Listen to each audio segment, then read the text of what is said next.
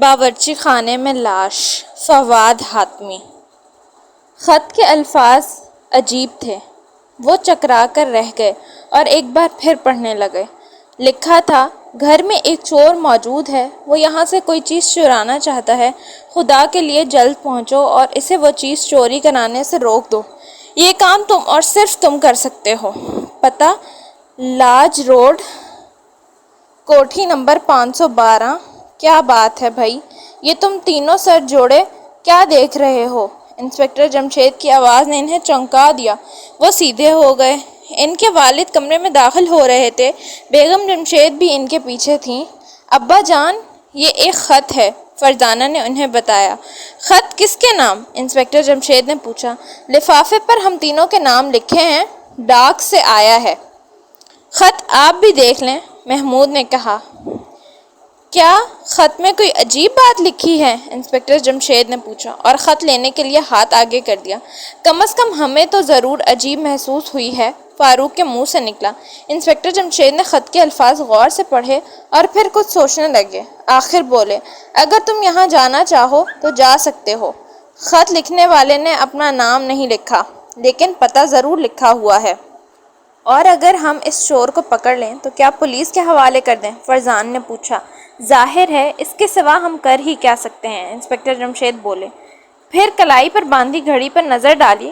مجھے تمہارا امی کے ساتھ ایک عزیز کے ہاں جانا ہے۔ ہم تو تمہیں بھی ساتھ لے جانے کے لیے آئے تھے، لیکن میرا خیال ہے کہ اب تم تینوں خط والے پتے پر جانا چاہو گے۔ عزیز کے ہاں کوئی خاص بات تو نہیں؟ محمود نے پوچھا۔ نہیں، دور کے رشتہ دار ہیں، کئی بار آنے کی دعوت دے چکے ہیں۔ آج فرصت تھی، اس لیے جانے کا پروگرام بنا۔ ابھی آدھے گھنٹے بعد تیار ہو کر چلے جائیں گے۔ تم اگر ہم سے پہلے جانا چاہو تو بتا دو تاکہ ہم تالا لگا جائیں۔ جی ہاں، ہم اسی وقت جا رہے ہیں، محمود نے جلدی سے کہا۔ انسپکٹر جمشید مسکرائے۔ بیگم جمشید نے برا سا منہ بنایا۔ میں جانتا ہوں اب تم رک نہیں سکو گے، اگر کوئی مشکل پیش آ جائے تو مجھے فون کر دینا۔ جی بہتر، تینوں نے ایک ساتھ کہا۔ مجھے تو اب یوں لگنے لگا ہے جیسے آپ کے ساتھ یہ تینوں بھی ملازم ہو گئے ہوں۔ بیگم جمشید نے سرد آہ بھری۔ بیگم، یہ ان کا شوق ہے، اب میں انہیں کیسے روکوں؟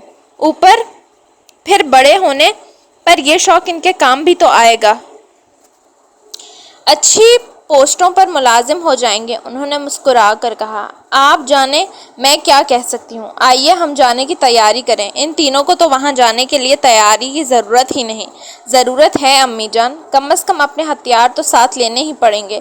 فاروق مسکرایا۔ میرا خیال ہے یہ سیدھا سادہ چوری کا کیس ہے، کوئی خطرناک صورت پیش نہیں آئے گی، محمود نے کہا۔ سیدھے سادے کیس کو خطرناک صورت اختیار کرتے دیر نہیں لگتی، فاروق نے کہا۔ فاروق کا خیال ٹھیک ہے، تمہیں محتاط رہنا چاہیے، انسپکٹر جمشید نے کہا اور بیگم جمشید کے ساتھ ان کے کمرے سے نکل گئے۔ ہماری زندگی بھی کیا زندگی ہے، اگر کبھی فرصت ملتی ہے تو لوگ خط لکھ کر بلا لیتے ہیں، نہ جانے انہیں کس طرح یہ معلوم ہو جاتا ہے کہ ان دونوں ہمیں فرصت ہے۔ فاروق منمنایا۔ ہم بھی تو یہی چاہتے ہیں کہ کوئی نہ کوئی اس قسم کی مصروفیت نکلتی رہے۔ اب دیکھ لو، ابا جان اور امی جان کے ساتھ جانے کے بجائے ہم وہاں پہنچ جانے کے لیے بے چین ہیں، محمود نے کہا۔ کم از کم میں تو بے چین نہیں ہوں۔ ہاں، وہاں جانے کے لیے بےتاب ضرور ہو، فاروق مسکرایا۔ شروع ہو گیا مذاق، فرزانہ جھلا اٹھی۔ نہیں، میں نے تو دیکھا نہیں شروع ہوتے، فاروق نے چاروں طرف دیکھتے ہوئے کہا۔ اچھا اب چلو بھی، محمود نے منہ بنایا۔ انہوں نے جلدی جلدی اپنا کھلونا نما ہتھیار جیبوں میں ڈالے اور گھر سے نکل کھڑے ہوئے۔ ظاہر ہے جیپ نہیں لے جا سکتے تھے، وہ سرکاری کاموں کے لیے تھی اور ابھی یہ بات واضح نہیں ہوئی تھی کہ یہ معاملہ سرکاری نوعیت کا ہے یا نہیں۔ یوں بھی انہیں جیپ چلانا نہیں آتا تھا اور انسپکٹر جمشید ان کے ساتھ نہیں جا رہے تھے، اس لیے انہیں ٹیکسی ہی کرنی پڑی۔ وہ ان دنوں جیپ چلانا ضرور سیکھ رہے تھے لیکن ابھی ماہر نہیں ہوئے تھے۔ لاج روڈ، فاروق نے ٹیکسی میں بیٹھتے ہوئے کہا۔ کوٹھی نمبر 512۔ ٹیکسی ڈرائیور نے انہیں صرف 7 منٹ بعد لاج روڈ پر کوٹھی نمبر 512 کے سامنے پہنچا دیا۔ وہ نیچے اترے، بل ادا کیا اور پھاٹک کی طرف بڑھے۔ کوٹھی بہت عالیشان تھی اور شاید صرف 3-4 سال پہلے بنوائی گئی تھی۔ پھاٹک پر دائیں جانب نام کی پلیٹ لگی ہوئی تھی اور اس پر لکھا ہوا تھا فواد حاتمی، ٹھیکیدار۔ کوٹھی سے تازہ رنگ اور روغن کی بو آ رہی تھی، شاید آج کل میں ہی رنگ کیا گیا تھا۔ تینوں نے نام پڑھنے کے بعد ایک دوسرے کی طرف دیکھا۔ آخر محمود نے گھنٹی کے بٹن پر انگلی رکھ دی۔ جلد ہی قدموں کی چھاپ سنائی دی، پھر دروازہ کھلا اور ایک سفید داڑھی والے بوڑھے کی صورت دکھائی دی۔ اس کے کندھے پر ایک میلا سا تولیہ لٹک رہا تھا جس پر جگہ جگہ سالن کے دھبے تھے۔ اس نے تینوں کے حیرت بھری نظروں سے دیکھا، پھر بولا، کیا بات ہے بھائی؟ اسکول کے لیے چندہ لینے کے ارادے سے آئے ہو؟ اگر یہی بات ہے تو کان کھول کر سن لو۔ حاتمی صاحب آج 3 مرتبہ بچوں کو چندہ دے چکے ہیں، چوتھی بار وہ ہرگز نہیں دیا کرتے۔ یوں بھی اس وقت وہ اپنے گھر والوں کے ساتھ شام کی چائے پی رہے ہیں۔ تم یوں کرو کہ کل آ جانا۔ وہ رکے بغیر کہتا چلا گیا، تمہارا نام کیا ہے بابا؟ محمود نے اس کی باتوں کا جواب دینے کے بجائے نیا سوال کر ڈالا۔ کیوں، تم نے میرا نام کیوں پوچھا؟ بوڑھا چونکا۔ پہلے نام بتائیے، محمود بولا۔ میرا نام اسلام دین ہے۔ بچپن میں گھر والے سلامو کہا کرتے تھے، ابھی تک میرے دوست مجھے سلامو ہی کہتے ہیں۔ سچ تو یہ ہے کہ مجھے اسلام دین کے بجائے سلامو اچھا لگنے لگا۔ نام بتایا ہے تو کام بھی بتا دوں کہ میں حاتمی صاحب کا باورچی ہوں، اور ابھی انہیں چائے پہنچا کر فارغ ہوا تھا کہ تم لوگوں نے گھنٹی بجا دی۔ آپ سے مل کر بہت خوشی ہوئی سلامو بابا، اور اس لیے اور بھی زیادہ خوشی ہوئی کہ اب ہمیں اپنے بھائی فاروق سے کوئی شکایت نہیں رہ گئی۔ ہم تو اب تک یہی سمجھتے رہے تھے کہ وہ رکے بغیر بولتا چلے جانے میں اپنی کوئی ثانی نہیں رکھتا، لیکن آج ہمارا خیال غلط ثابت ہو گیا۔ اوہ، مجھے بہت افسوس ہے، میری اس عادت سے سبھی پریشان رہتے ہیں۔ خیر، کل آپ آ جائیے گا، ہم کسی اسکول کے لیے چندہ لینے نہیں آئے، فرزانہ نے جھلا کر کہا۔ تو پھر خود اپنے لیے لینے آئے ہو کیا؟ بوڑھا سلام الدین بولا۔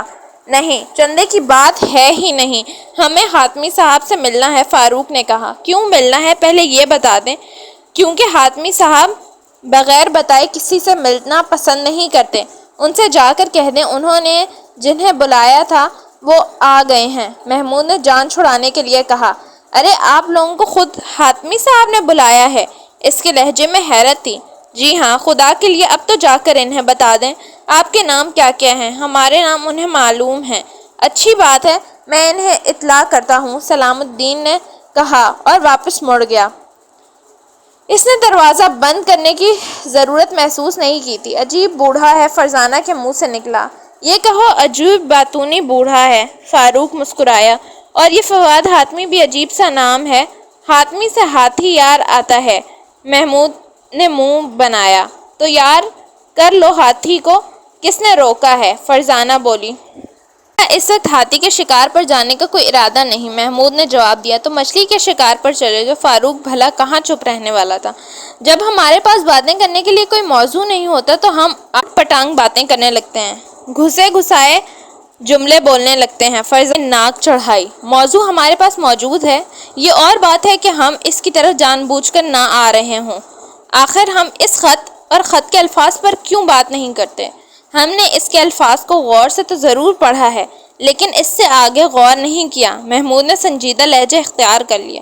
اس سے آگے غور کرنے کے بعد ہی تو ہم یہاں کھڑے ہیں، فاروق مسکرایا۔ ہاں، لیکن اس کے الفاظ درمیان میں ہی رہ گئے۔ اس وقت کھلے دروازے میں سے بوڑھا آتا نظر آیا تھا۔ اس کا چہرہ مارے غصے کے سرخ تھا، آنکھیں نفرت سے سکڑ گئی تھیں، وہ بوکھلا گئے۔ ابھی تو بوڑھا سلامو بڑے خوشگوار موڈ میں دروازے پر آیا تھا۔ تم تینوں جھوٹے ہو، بے ایمان ہو، تمہارا جھوٹ تمہیں کوئی فائدہ نہیں پہنچا سکتا۔ حاتمی صاحب کا کہنا ہے کہ انہوں نے کسی کو نہیں بلایا اور نہ وہ تمہیں جانتے ہیں۔ ارے، فرزانہ کے منہ سے نکلا۔ لیکن اتنی دیر میں دروازہ بند ہو چکا تھا اور وہ کھڑے ایک دوسرے کو احمقوں کی طرح دیکھ رہے تھے۔ چور اچکے، یار یہ تو بڑی بری ہوئی، فاروق نے جھینپ کر کہا۔ غلطی ہماری ہے، ہمیں یہ نہیں کہنا چاہیے تھا کہ حاتمی صاحب نے ہمیں بلایا ہے اور وہ ہمیں جانتے ہیں، محمود نے کہا۔ لیکن اس میں غلط کیا ہے؟ خط کے الفاظ میں تو یہی ظاہر ہے۔ فرزانہ کی آواز میں تیزی تھی۔ ہو سکتا ہے خط گھر کے کسی اور فرد نے لکھا ہو، جیسے حویلی کا خط والے کیس میں ہوا تھا۔ فاروق نے کچھ سوچ کر کہا، ہاں یہ ٹھیک ہے، خیر ایک بار پھر دستک دے کر دیکھ لیتے ہیں۔ بوڑھا ہماری صورتیں دیکھ کر دروازہ بند کر دے گا، فاروق مسکرایا۔ خیر دیکھا جائے گا، محمود نے کہا اور گھنٹی بجا دی۔ چند لمحے بعد دروازہ پھر کھلا اور بوڑھا سلامو کا چہرہ نظر آیا۔ انہیں دیکھتے ہی اس کا چہرہ غصے سے تن گیا۔ اس نے فوراً دروازہ بند کرنا چاہا لیکن محمود نے جلدی سے دروازے میں ٹانگ اڑا دی۔ آخر تم لوگ چاہتے کیا ہو؟ بوڑھا جھنجھلا اٹھا۔ کم از کم چندہ نہیں چاہتے۔ تو پھر سلامو کے منہ سے نکلا، ہمیں واقعی بلایا گیا ہے، اور یہ بات اور ہے کہ حاتمی صاحب کی بجائے گھر کے کسی اور آدمی نے بلایا ہو۔ یہ دیکھیے ہمارے پاس خط ہے۔ محمود نے جیب سے خط نکال کر دکھایا۔ میں پڑھنا نہیں جانتا، میرے باپ دادا بھی ان پڑھ تھے، البتہ نئے زمانے کی روشنی سے مجبور ہو کر میں نے اپنی بیٹی کو ضرور اسکول میں داخل کر دیا ہے۔ سلامو کی رت شاید پھر بہک گئی۔ یہ تم نے بہت اچھا کیا، تعلیم کے بغیر انسان اور حیوان میں کوئی فرق نہیں، فاروق نے سوچے سمجھے بغیر کہا۔ تم مجھے حیوان کہہ رہے ہو؟ سلامو تقریباً چلا اٹھا۔ ارے نہیں، میں نے تو ایک عام بات کہی تھی، اس نے جلدی سے کہا، پھر بولا، اچھا اب آپ مہربانی فرما کر یہ خط حاتمی صاحب کو دکھا دیں، پھر وہ ضرور ہمیں اندر بلا لیں گے۔ ہاں یہ ٹھیک رہے گا، لیکن پہلے اپنے الفاظ واپس لینے ہوں گے۔ اچھا دے دیں، فاروق کے لہجے میں شرارت اتر آئی۔ کیا دے دوں؟ سلام الدین نے حیران ہو کر کہا۔ میرے الفاظ؟ آپ ہی نے تو کہا ہے کہ مجھے پہلے اپنے الفاظ واپس لینے ہوں گے۔ ارے تو کوئی اس طرح بھی الفاظ واپس ہوتے ہیں؟ اس کے لہجے میں حیرت تھی۔ تو پھر کس طرح واپس ہوتے ہیں؟ فاروق جلدی سے بولا۔ اوہ شاید تم مذاق کر رہے ہو، ٹھہرو میں ابھی خط دکھا کر آتا ہوں، اس نے کہا اور تیزی سے مڑ گیا۔ تم نے دیکھا یہ کتنی تیزی سے مڑا ہے؟ اس کی نظروں سے اوجھل ہونے کے بعد محمود نے کہا۔ ہاں تو پھر اس سے کیا ہوتا ہے؟ فاروق نے پوچھا۔ اتنا بوڑھا آدمی اتنی تیزی کی امید نہیں رکھی جا سکتی، محمود نے کہا۔ تو تم پھر کچھ کم تیزی کی امید رکھ لو، فاروق نے جلدی سے کہا۔ جہاں تک میرا خیال ہے ہمیں اندر نہیں بلایا جائے گا، دروازے پر سے ہی ٹرخا دیا جائے گا۔ فرزانہ سوچ میں کھوئی ہوئی بولی، تمہارا خیال غلط ہے، یہ نہ بھولو کہ وہ شخص بھی گھر میں موجود ہے جس نے ہمیں خط لکھا ہے، وہ ضرور یہ چاہے گا کہ ہمیں اندر داخل ہونے کی اجازت مل جائے۔ محمود بولا۔ ہاں تمہارا یہ خیال ٹھیک ہے، فرزان نے کہا۔ یہ تم دونوں خیال کے پیچھے کیوں پڑ گئے ہو؟ کچھ خواب کی بات بھی کر لو، فاروق نے مذاق اڑانے والے انداز میں کہا۔ خواب تم دیکھ لو، ہمیں خیال میں ہی رہنے دو۔ اچھا، فاروق نے ایسے لہجے میں کہا جیسے محمود نے اسے کوئی کام کرنے کے لیے کہا ہو۔ اسی وقت بوڑھا اسلام الدین دروازے کی طرف آتا نظر آیا۔ اس نے آتے ہی کہا، حاتمی صاحب تمہیں بلا رہے ہیں۔ تینوں حیرت زدہ رہ گئے۔ بوڑھے اسلام الدین کا رنگ اڑا ہوا تھا، بلکہ انہوں نے اس کے بدن میں کپکپی بھی محسوس کی۔ کیا ہوا بابا، خیر تو ہے؟ وہ خط پڑھ کر تو سبھی پریشان ہو گئے ہیں، اس نے جواب دیا۔ لیکن تم تو ان پڑھ ہو، فاروق نے اسے تیز نظروں سے گھورا۔ حاتمی صاحب نے بلند آواز میں خط پڑھا تھا۔ خیر تم چلو۔ تینوں اندر داخل ہوئے۔ بوڑھا ان کے آگے آگے چل رہا تھا، لیکن اس کے قدم لڑکھڑا رہے تھے۔ ڈرائنگ روم ایک ہال کمرے کی مانند تھا۔ اس کے بیچوں بیچ ایک بہت بڑی مستطیل میز بچھی تھی۔ میز کے ارد گرد کرسیاں تھیں، لیکن اس وقت تمام کرسیاں پر نہیں تھیں، آدھی سے زیادہ خالی تھی۔ شام کی چائے پینے والے اس کمرے میں اس وقت صرف 5 افراد تھے۔ اسلام الدین انہیں لیے کمرے میں داخل ہوا تو سب کی نظریں ان پر جم کر رہ گئیں، چہروں پر حیرت جھلکنے لگی۔ تو یہ ہیں وہ تینوں، ان میں سے ایک نے کہا۔ اس کے جسم پر ایک بہترین سوٹ تھا، چہرے پر باروب قسم کی مونچھیں تھیں اور ہاتھوں کی موٹی موٹی انگلیوں میں نگینے سے جڑی انگوٹھیاں، شاید وہی فواد حاتمی تھا۔ ابا جان، میں کہہ چکی ہوں کہ یہ خط انہوں نے اپنے ہاتھ سے لکھ لیا ہوگا تاکہ اندر تک آنے کا موقع نصیب ہو جائے۔ بیچارے واقعی ضرورت مند معلوم ہوتے ہیں، انہیں کچھ دے کر رخصت کر دیں، آدمی کے ساتھ بیٹھی لڑکی نے کہا۔ اس نے چائے کا کپ بائیں ہاتھ میں پکڑ رکھا تھا۔ اس کے جسم پر بھی بہترین ریشمی لباس تھا، بال بڑے سلیقے سے بنائے گئے تھے جو اس کے کندھوں پر جھول رہے تھے۔ اس کا رنگ سرخ اور سفید تھا اور وہ بہت بھولی بھالی اور پیاری سی لگ رہی تھی، لیکن اس کی آنکھوں میں ہلکا سا غم تھا۔ محترمہ، کھانے پینے کے لیے دائیں ہاتھ کو استعمال کرنا چاہیے۔ فاروق کے منہ سے ان الفاظ کے ساتھ ہی ایک چیخ بھی نکلی اور وہ اپنے منہ پر دونوں ہاتھ رکھ کر بیٹھ گیا۔ لڑکی نے چائے اس کے منہ پر دے ماری تھی۔ ارے بیٹی، یہ کیا کیا؟ کمرے میں موجود ایک اور آدمی نے جلدی سے اٹھتے ہوئے کہا۔ یہ ایک پتلا دبلا نوجوان تھا، البتہ اس کی شکل مونچھوں والے آدمی سے ملتی تھی۔ اس نے فاروق کے ہاتھ ہٹا کر دیکھا، اس کے چہرے کو کوئی نقصان نہیں پہنچا تھا، شاید چائے زیادہ گرم نہیں تھی۔ آنکھوں میں تو نہیں گری چائے؟ نوجوان نے پوچھا۔ نہیں، آنکھیں چائے گرنے سے پہلے بند ہو گئی تھی، فاروق نے اٹھتے ہوئے کہا۔ تمہاری وجہ سے ان لوگوں کو تکلیف پہنچی ہے بیٹی، ان سے معافی مانگو، انہیں بیٹھنے کے لیے کہو، اب یہ ہمارے ساتھ چائے پئیں گے اور اس کے بعد میں ان سے پوچھوں گا انہیں کس قدر چندے کی ضرورت ہے۔ ہم چندہ لینے نہیں آئے، فرزانہ نے چلا کر کہا۔ اسے اس لڑکی پر بے تحاشا غصہ آ رہا تھا۔ اس کا جی چاہ رہا تھا آگے بڑھ کر اسے بالوں سے پکڑ اور اس کی بوٹیاں نوچ ڈالے۔ تمہیں شاید میری بچی پر غصہ آ رہا ہے۔ تم تینوں چندہ لینے نہیں آئے؟ خیر، تبھی بیٹھ جاؤ، میں بتاتا ہوں میری بچی نے تمہارے ساتھی کے منہ پر چائے کیوں دے ماری۔ لیکن پہلے میں تعارف کرا دوں، میں ہی فواد حاتمی ہوں، مونچھوں والے آدمی نے کہا اور پھر لڑکی کی طرف اشارہ کرتے ہوئے بولا، یہ میری بیٹی ہے، یہ اس کے چچا ہیں، یعنی میرے چھوٹے بھائی۔ اس نے پتلے دبلے نوجوان کی طرف اشارہ کیا۔ ان کا نام شہزاد حاتمی ہے اور میری بیٹی کا روبینہ حاتمی۔ یہ عارف بھائی ہیں میرے سیکریٹری اور یہ عرفان قادری ہیں میرے بہت گہرے دوست۔ یہ تو تھا تعارف، اب تم میری بچی کا دایاں ہاتھ دیکھ لو۔ یہ کہہ کر اس نے روبینہ حاتمی کا بازو اوپر کر کے دکھایا اور وہ چونک اٹھے۔ ہاتھ بازو کے آخری سرے تک بالکل سوکھا ہوا تھا، جیسے کسی سرکندے پر کھونڈ دی گئی ہو، اور یہ بالکل بے جان تھا۔ فواد حاتمی نے اسے چھوڑا تو نیچے گر گیا۔ روبینہ کی آنکھوں میں آنسو آ گئے اور فرزانہ کو اس پر ترس آنے لگا، جبکہ ابھی تھوڑی دیر پہلے شدت سے غصہ آ رہا تھا۔ اوہ! تینوں کے منہ سے ایک ساتھ نکلا۔ وہ کرسیوں پر بیٹھ چکے تھے۔ اسلام الدین نے ان کے آگے بھی چائے کے کپ رکھ دیے۔ چند لمحوں کے لیے کمرے میں گہری خاموشی چھا گئی۔ آخر فواد حاتمی نے کہا، اور اب تم لوگ بتاؤ کس سلسلے میں آئے ہو؟ کیا آپ نے وہ خط ملاحظہ نہیں فرمایا جو ہم نے بابا اسلام الدین کے ہاتھ بھجوایا تھا؟ ہاں، خط پڑھ چکا ہوں، لیکن اس خط کے الفاظ میری سمجھ سے باہر ہیں، کیونکہ میرے گھر میں سرے سے کوئی چور موجود نہیں۔ میری بیٹی کے اور میرے بھائی کے سوا یہاں صرف دو ہی تو آدمی ہیں، میرے سیکریٹری عارف بھائی اور دوست عرفان قادری۔ بھلا یہاں چور کا کیا سوال؟ اس کے الفاظ درمیان میں ہی رہ گئے۔ اس وقت کمرے کا دروازہ کھلا اور ایک سخت نشق و نگار والا آدمی اندر داخل ہوا۔ اس نے اندر آتے ہی کہا، گاڑی سروس کرا لایا ہوں جناب۔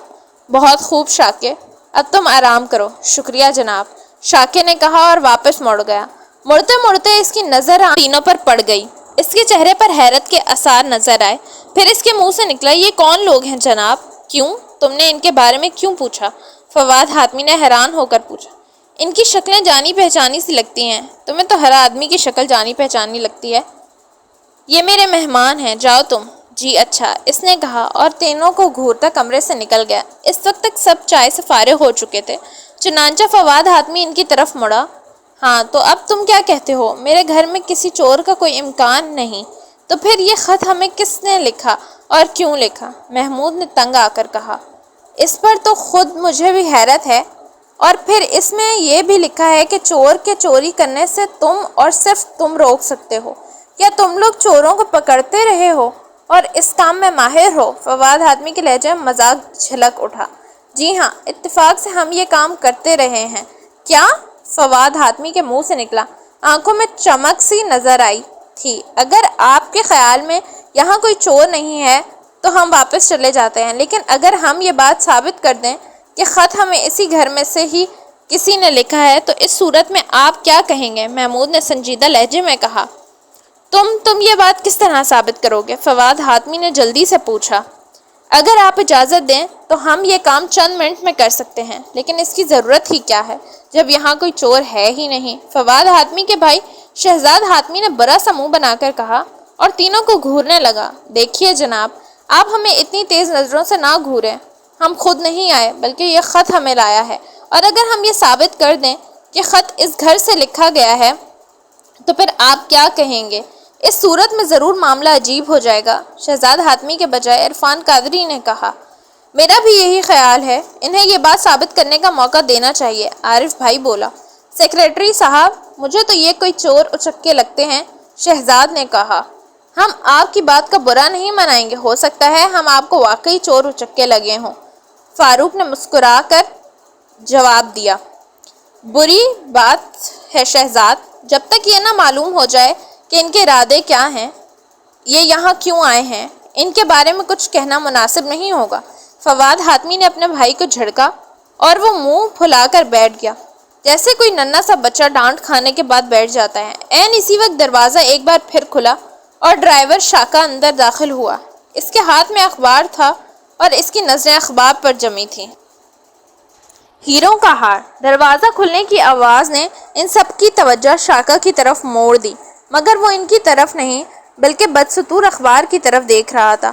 آخر فواد حاتمی نے ناراضگی سے کہا، کیا بات ہے شاکیہ، تم پھر آ گئے؟ جی ہاں، مجھے یاد ہے آپ نے مجھے آرام کرنے کی ہدایت کی تھی، لیکن ان تینوں کے چہرے دیکھ کر میرا ذہن مجھ سے بار بار کہتا رہا کہ انہیں کہیں دیکھا ہے، اور اب یہ بات ثابت ہو چکی ہے کہ میرا خیال ٹھیک تھا۔ اس نے کہا، تمہارا مطلب ہے تم انہیں واقعی کہیں دیکھ چکے ہو؟ فواد حاتمی نے جلدی سے کہا۔ جی ہاں، اس نے کہا اور اخبار لیے ان کی طرف بڑھا۔ یہ دیکھیے اخبار، اس کا مطلب ہے یہ تینوں اشتہاری مجرم ہیں۔ شہزاد حاتمی نے کہا۔ شہزاد، تم پھر بولے، میں کہتا ہوں ابھی کچھ نہ کہو، اگر یہ اشتہاری مجرم ہیں تو ہم انہیں گرفتار کرا دیں گے۔ فواد حاتمی نے کہا۔ جی بہت اچھا، اس نے پھر بچوں کے سے انداز میں کہا اور نظریں جھکا دیں۔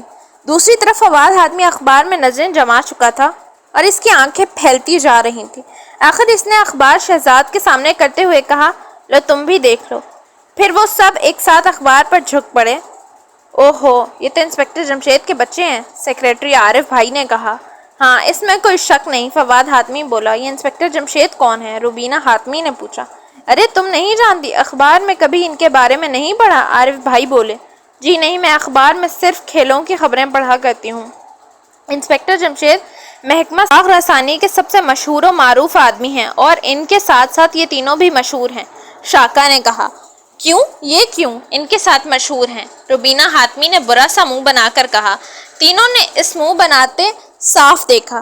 روبینہ بھی چھپانے کی کوشش نہیں کی تھی، یہ بھی ان کے شانہ بشانہ کام کرتے ہیں۔ انہوں نے بھی بے شمار مارکے مارے ہیں، بلکہ تقریباً ہر کیس میں یہ ان کے ساتھ دیتے ہیں۔ خیر ہوگا ہمیں کیا، روبینہ نے لاپرواہی سے کہا۔ اور اب جب کہ یہ بات معلوم ہو گئی ہے کہ یہ کون لوگ ہیں، یہ نہیں کہا جا سکتا کہ وہ خط انہوں نے خود ہی لکھ لیا ہوگا، چنانچہ صاف ظاہر ہے کہ خط یہاں سے ہی کسی نے لکھا ہے۔ اب سوال یہ ہے کہ وہ کون ہے، اس نے ایسا کیوں کیا، اس سے یہاں کون چور نظر آ رہا ہے، اور وہ کیا چیز چرانا چاہتا ہے۔ ان سوالات کے تحت اگر دیکھا جائے تو معاملہ کافی پر اسرار ہو گیا ہے، اور اس پر یہ لوگ دعویٰ کر چکے ہیں کہ یہ ثابت کر سکتے ہیں خط کس نے لکھا ہے۔ فواد حاتمی کا دوست عرفان قادری کہتا چلا گیا۔ تو کیا ہم انہیں یہ ثابت کرنے کا مشورہ دے دیں؟ فواد حاتمی نے سوچ کر کہا۔ میرا خیال ہے اس میں سے کوئی حرف نہیں الجھن ہے تو بچ جائیں گے، عارف بھائی نے کہا۔ تو ٹھیک ہے، تمہیں اجازت ہے، کرو ثابت، فواد حاتمی نے کہا۔ بہت خوب، محمود نے خوش ہو کر کہا۔ اس کا سیدھا سادہ طریقہ یہ ہے کہ آپ میں سے ہر ایک ہمیں اپنے ہاتھ سے 2-4 جملے لکھ کر دے، اس خط سے جس کی تحریر مل گئی، خط اس نے لکھا ہوگا۔ بھائی واہ، یہ تو بہت آسان ترکیب ہے، فواد حاتمی کے منہ سے نکلا۔ ٹھیک ہے، ہم ایسا کرنے کے لیے تیار ہیں، عرفان قادری نے کہا۔ کیا تم میں سے کسی کو کوئی اعتراض ہے؟ کم از کم میں تو تحریر لکھ کر نہیں دوں گی، یہ کسی کے بھی بیٹے ہوں۔ مجھے ایک آنکھ نہیں بھائی، روبینہ نے نفرت بھرے انداز میں کہا۔ آپ ہم دونوں آنکھوں سے دیکھیں نا، فاروق نے جھلا کر کہا۔ اور میں بھی لکھ کر نہیں دوں گا، مجھے یہ مذاق پسند نہیں آئے۔ جب ہمارے گھر میں کسی چور کے ہونے کی کوئی امکانات ہی نہیں تو ہم ایسا کیوں کریں؟ ضرور یہ خط والا چکر انہوں نے خود ہی چلایا ہے۔ شہزاد نے روبینہ کا ساتھ دیا۔ بالکل ٹھیک چچا جان، میرا بھی یہی خیال ہے، روبینہ خوش ہو کر بولی۔ اگر ہم نے یہ چکر خود چلایا ہے، خط خود لکھ کر لے آئے ہیں، تو یہ بھی بتا دیں ہمیں اس سے کیا فائدہ حاصل ہونے کی امید ہے؟ محمود نے جل بھن کر کہا۔ میں کیا جانوں، خدا جانے تمہارے ذہن میں کیا ہے، شہزاد بولا۔ کم از کم بھروسہ نہیں ہے، فاروق منمنایا۔ بھائی میرا خیال ہے ہم بیکار کی بحث میں الجھ گئے، آخر تحریر لکھ کر دے دینے میں حرج ہی کیا ہے؟ ذرا دیکھیں تو صحیح یہ کیا نتیجہ نکالتے ہیں، کون سا اس طرح ہم میں سے کوئی مجرم ثابت ہو جاتا ہے۔ فواد حاتمی نے تنگ آ کر کہا۔ اگر آپ کہتے ہیں تو ہم لکھ دیتے ہیں، ورنہ ان کے لیے تو ہرگز نہیں لکھیں گے، روبینہ نے کہا اور پھر اپنے چچا کی طرف دیکھا۔ کیوں چچا جان؟ بالکل ٹھیک روبینہ، ہمیں بھائی جان کی بات ماننی ہی چاہیے، آخر یہ اس کے گھر کے بڑے ہیں۔ شکریہ جناب۔ تو پھر سب لوگ اپنے اپنے قلم سے کاغذ کے پرزوں پر چند فقرے اپنی مرضی کے لکھ دیں۔ محمود نے سکون کا سانس لیا۔ اور اگر کسی کے پاس اپنا قلم نہ ہو تو شہزاد حاتمی نے سوال کیا۔ تو وہ دوسرے سے لے لے، اس سے کوئی فرق نہیں پڑے گا، فرزانہ بولی۔ انہوں نے اپنے اپنے قلم نکالے، اسلام الدین کے ذریعے دوسرے کمرے سے کاغذ منگوائے اور پھر ان پر جملہ لکھنے لگے۔ شاکا اور اسلام الدین کھڑے انہیں جملے لکھتے دیکھتے رہے۔ ان تینوں کی نظریں بھی سب پر پڑنے لگیں۔ یوں لگتا تھا جیسے وہ کسی کمرہ امتحان میں بیٹھے ہوں۔ تھوڑی دیر بعد کاغذ کے پرزے ان کی طرف بڑھنے لگے۔ ان پر اپنا اپنا نام لکھنے نہ بھولیں، محمود نے کہا۔ انہوں نے پرزوں پر نام بھی لکھ لیے اور پھر 5 پرزے انہوں نے ساتھ ساتھ رکھ لیے۔ ان کے ساتھ وہ خط بھی کھول کر رکھ دیا گیا۔ اب تینوں ان کو بغور جائزہ لینے لگے، لیکن پھر ان کے چہروں پر مایوسی کے سائے نظر آنے لگے۔ خط والی تحریر میں سے کسی پرزے سے بالکل بھی نہیں مل رہی تھی۔ ہمیں افسوس ہے یہ تحریر ناکام رہا، لیکن اس کے باوجود ہمیں یقین ہے خط یہاں سے ہی لکھا گیا ہے۔ اب یہ یقین کس بنیاد پر ہے؟ روبینہ حاتمی نے انہیں گھورا۔ اس بنیاد پر کہ بعض لوگ بائیں ہاتھ سے بھی لکھ سکتے ہیں، کچھ لوگ پاؤں سے بھی لکھنے کے عادی ہوتے ہیں۔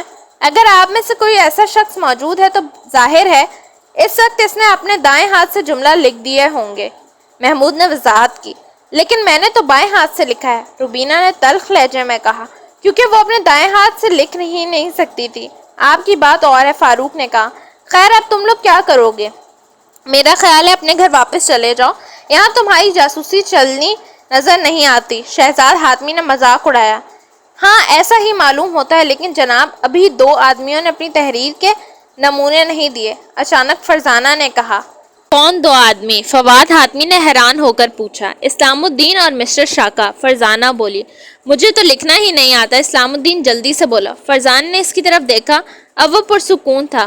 خیر شاکا کو تو لکھنا آتا ہوگا، ہاں یہ پڑھا لکھا ہے، تو پھر اس سے کہیے یہ بھی چند جملے لکھ کر دکھائے۔ لیکن میرا اس معاملے سے کیا تعلق؟ شاکا نے پریشان ہو کر کہا۔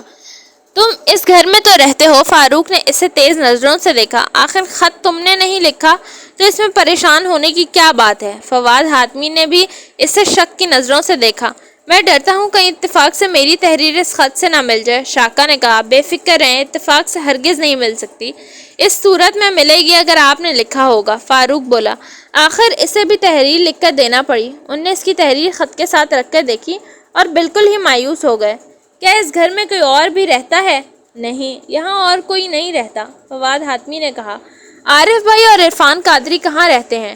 یہ یہیں رہتے ہیں، عرفان قادری یہاں ایک پرائیویٹ فارم میں ملازم ہیں، ان کے گھر دوسرے شہر میں ہیں، اس لیے یہیں رہتے ہیں۔ رہے عارف بھائی میرے سیکریٹری، تو اس کا دنیا میں کوئی ہے ہی نہیں، اس لیے یہ بھی ہمارے ساتھ ہی رہتے ہیں۔ جب یہ میرے پاس ملازمت کے لیے آئے اسی وقت ایک کرائے کے کمرے میں رہا کرتے تھے، پھر میں نے یہاں آ کر رہنے پر مجبور کر دیا، فواد حاتمی نے تفصیل سے بتایا۔ بہت خوب، اب یہ بتائیے کیا اس گھر میں کوئی ایسی چیز ہے جو چرائے جانے کے قابل ہو؟ کوئی قیمتی چیز؟ محمود نے سوال کیا۔ قیمتی چیزیں تو یہاں کئی ہو سکتی ہیں، فواد حاتمی نے الجھ کر کہا۔ سب سے زیادہ قیمتی چیز کیا ہے؟ فرزان نے پوچھا۔ میری تجوری میں ہر وقت 50,000 روپے کے لگ بھگ رقم موجود رہتی ہے، میں سڑکوں کے ٹھیکے لیتا ہوں، کبھی اچانک نقد رقم بھی ادا کرنا پڑ جاتی ہے، اس لیے گھر میں رقم رکھنا پڑتی ہے۔ اس کے علاوہ میری محروم بیگم کے زیورات بھی ہیں، وہ بھی کم از کم 15,000 کے تو ضرور ہوں گے۔ یہ کہہ کر فواد حاتم خاموش ہو گئے۔ کوئی اور چیز؟ فرزان نے سوال کیا۔ روبینہ کا ایک ہار بھی ہے جو عام طور پر اس کے گلے میں ہی رہتا ہے، لیکن اتفاق سے آج اس نے نہیں پہن رکھا۔ کیوں بیٹی، ہار کہاں ہے؟ میری الماری میں، میں نے صبح نہانے سے پہلے اتار کر رکھ دیا تھا، پھر پہننا بھول گئی۔ اوہ، تو مہربانی فرما کر پہلے یہ دیکھ لیں کہ ہار الماری میں موجود ہے یا نہیں، محمود نے پریشان ہو کر کہا۔ الماری میں نہیں ہوگا تو کہاں ہو سکتا ہے؟ آپ لوگوں کو تو یوں ہی وہم پڑ گیا ہے، روبینہ نے منہ بنایا۔ دیکھ لینے میں کیا حرج ہے؟ محمود کا لہجہ ناخوشگوار تھا۔ دیکھ لو بیٹی، تمہیں نہیں معلوم وہ بہت قیمتی ہار ہے۔ جی بہتر، میں ابھی اسے لے کر آتی ہوں، اس نے کہا اور اٹھ کر چلی گئی۔ وہ ہار ہیروں کا ہے، ابھی پچھلے سال خریدا تھا، اس کی قیمت 1,00,000 روپے ہے، میری بیٹی کو پسند آ گیا تھا، بس میں نے خرید دیا۔ ڈاکٹر کی ہدایت بھی یہی ہے کہ اسے ہر وقت خوش رکھا جائے، اس کی ہر خواہش پوری کی جائے۔ یہ بہت جلد غمگین ہو جاتی ہے، اس لیے جب اسے یہ ہار پسند آیا تو میں نے ایک پل کے لیے بھی یہ نہ سوچا کہ ہار 1,00,000 روپے کا ہے۔ آخر یہ سب کچھ اسی کا تو ہے، میری ایک ہی تو بچی ہے۔ یہ کہتے کہتے فواد حاتمی کی آنکھوں میں آنسو آ گئے۔ اسی وقت انہوں نے قدموں کی آواز سنی۔ روبینہ حاتمی اندر داخل ہو رہی تھی، انہوں نے دیکھا ہیروں کا ہار اس کے گلے میں ہلکورے لے رہا تھا۔ وہم کا علاج۔ چند لمحے تک وہ اس ہار پر نظریں جمائے رہے۔ ہار بہت خوبصورت تھا، اس میں سے رنگ برنگی شعاعیں پھوٹ رہی تھیں۔ آخر محمود نے کہا، ہمارے اب تک کے اندازے غلط ثابت ہوئے۔ ہاں، ہر طرف خیریت ہے، اس لیے اب ہمیں واپس چلے جانا چاہیے۔ بالکل ٹھیک ہے، اب ہماری یہاں ضرورت بھی کیا رہ جاتی ہے، فاروق بولا اور تینوں اٹھ کھڑے ہوئے۔ کسی نے بھی انہیں روکنے کی ضرورت محسوس نہ کی، وہ دروازے کی طرف چل پڑے۔ اچانک فرزانہ رکی اور مڑتے ہوئے بولی، حاتمی صاحب، ہم جا رہے ہیں، لیکن اگر آپ کو ہماری ضرورت محسوس ہو تو آپ ہمیں کسی وقت بھی بلا سکتے ہیں، اور میرا ایک مشورہ ہے، وہ یہ کہ آپ اس ہار کسی جوہری سے پرکھوا لیں، کہیں ہار بدل نہ گیا ہو۔ مشورے کا شکریہ، بھلا یہاں کون ایسا بدلے گا؟ فواد حاتمی بولا۔ چلتے چلتے ایک اور سوال، امید ہے معاف فرمائیں گے، کیا اسلام الدین اور شاکا بھی یہیں رہتے ہیں؟ ہاں، ان کے لیے کوٹھی کے پچھلے حصے میں سرونٹ کوارٹر ہیں۔ کوٹھی کے پچھلے حصے میں ایک دروازہ کھلتا ہے، اس دروازے سے بھی ان میں جا سکتے ہیں، اور سڑک کی طرف سے بھی۔ بہت خوب، ہماری درخواست ہے کہ آپ محتاط رہیں۔ جس کسی نے بھی خط لکھا ہے، اگرچہ ہم اسے پہچان نہیں سکے، لیکن اس نے بلا وجہ خط نہیں لکھا ہوگا، بلکہ حیرت تو یہ ہے کہ وہ بتا کیوں نہیں دیتا کہ خط اس نے لکھا تھا، اور اس کے خیال میں چور کون ہے۔ اگر وہ بتا دے تو مسئلہ چٹکی بجاتے میں حل ہو سکتا ہے۔ فرزانہ کہتی چلی گئی، بتائے تو کوئی تب نہ جب ایسی کوئی بات ہو۔ شہزاد حاتمی بولا، اور وہ کمرے سے باہر نکل آئے۔ نکلتے نکلتے انہوں نے سنا روبینہ نے کہا تھا، بڑے آئے تھے جاسوس کہیں کے۔ پھر وہ نکلتے چلے گئے، کوئی انہیں بیرونی دروازے تک چھوڑنے بھی نہیں آیا تھا۔ تینوں گہری سوچ میں گم تھے۔ آج تو بہت بری ہوئی، محمود نے باہر نکل کر کہا، اور ٹیکسی کی تلاش میں ادھر ادھر نظریں دوڑانے لگے۔ میں نے آج ایک فیصلہ کیا ہے، اور وہ یہ کہ اس قسم کے کسی خط کے جواب میں حرکت میں نہیں آیا کریں گے، جب تک کہ کوئی خود اپنا نام بتا کر ہمیں نہ بلائے۔ فرزانہ کا پارا چڑھا ہوا تھا، تم لوگ کچھ بھی کہو، میرا خیال ہے گھر میں کوئی چور موجود ضرور ہے۔ ہم کر ہی کیا سکتے ہیں؟ محمود نے کندھے اچکائے۔ کیوں نہ چلتے چلتے ان کوارٹروں پر بھی ایک نظر ڈال لیں؟ ٹیکسی تو کہیں نظر نہیں آ رہی۔ فرزانہ بولی، کیا ضرورت ہے؟ ظاہر ہے ان کوارٹروں میں ایک میں اسلام الدین رہتا ہے اور دوسرے میں شاکا۔ فاروق نے کہا، مجھے شاکا پر شک ہے، اس نے ہمیں فوراً پہچان لیا تھا۔ اس کا مطلب ہے وہ جرائم کی خبر میں دلچسپی رکھتا ہے۔ فرزانہ نے کہا، جرائم کی خبروں میں تو ہم بھی دلچسپی رکھتے ہیں، تو پھر کیا ہم چور ہیں؟ فاروق نے منہ بنایا۔ تمہاری مرضی ہے، میں تو ان کے کوارٹروں پر ایک نظر ڈالنا چاہتی تھی۔ فرزانہ بڑبڑائی، کیا ضرورت ہے، ہم کوٹھی میں پہلے ہی ناکام ہو چکے ہیں۔ محمود نے بھی اس کا ساتھ دیا۔ خیر چلو گھر چلیں، فرزانہ نے ہار مانتے ہوئے کہا، لیکن سڑک پر دور دور تک کسی ٹیکسی کا نشان نہیں تھا۔ اب کیا کریں؟ کیا پیدل چلیں؟ فاروق کی آواز سے تھکن ظاہر تھی، ذرا سی بھی ناکامی اس کا موڈ آف کر دیتی ہے۔ پیدل چلنے سے یہ کہیں بہتر ہے کہ ہم کوارٹروں تک ہو آئیں۔ فرزانہ گنگنائی، لگ گئی تمہیں تو کوارٹروں کی۔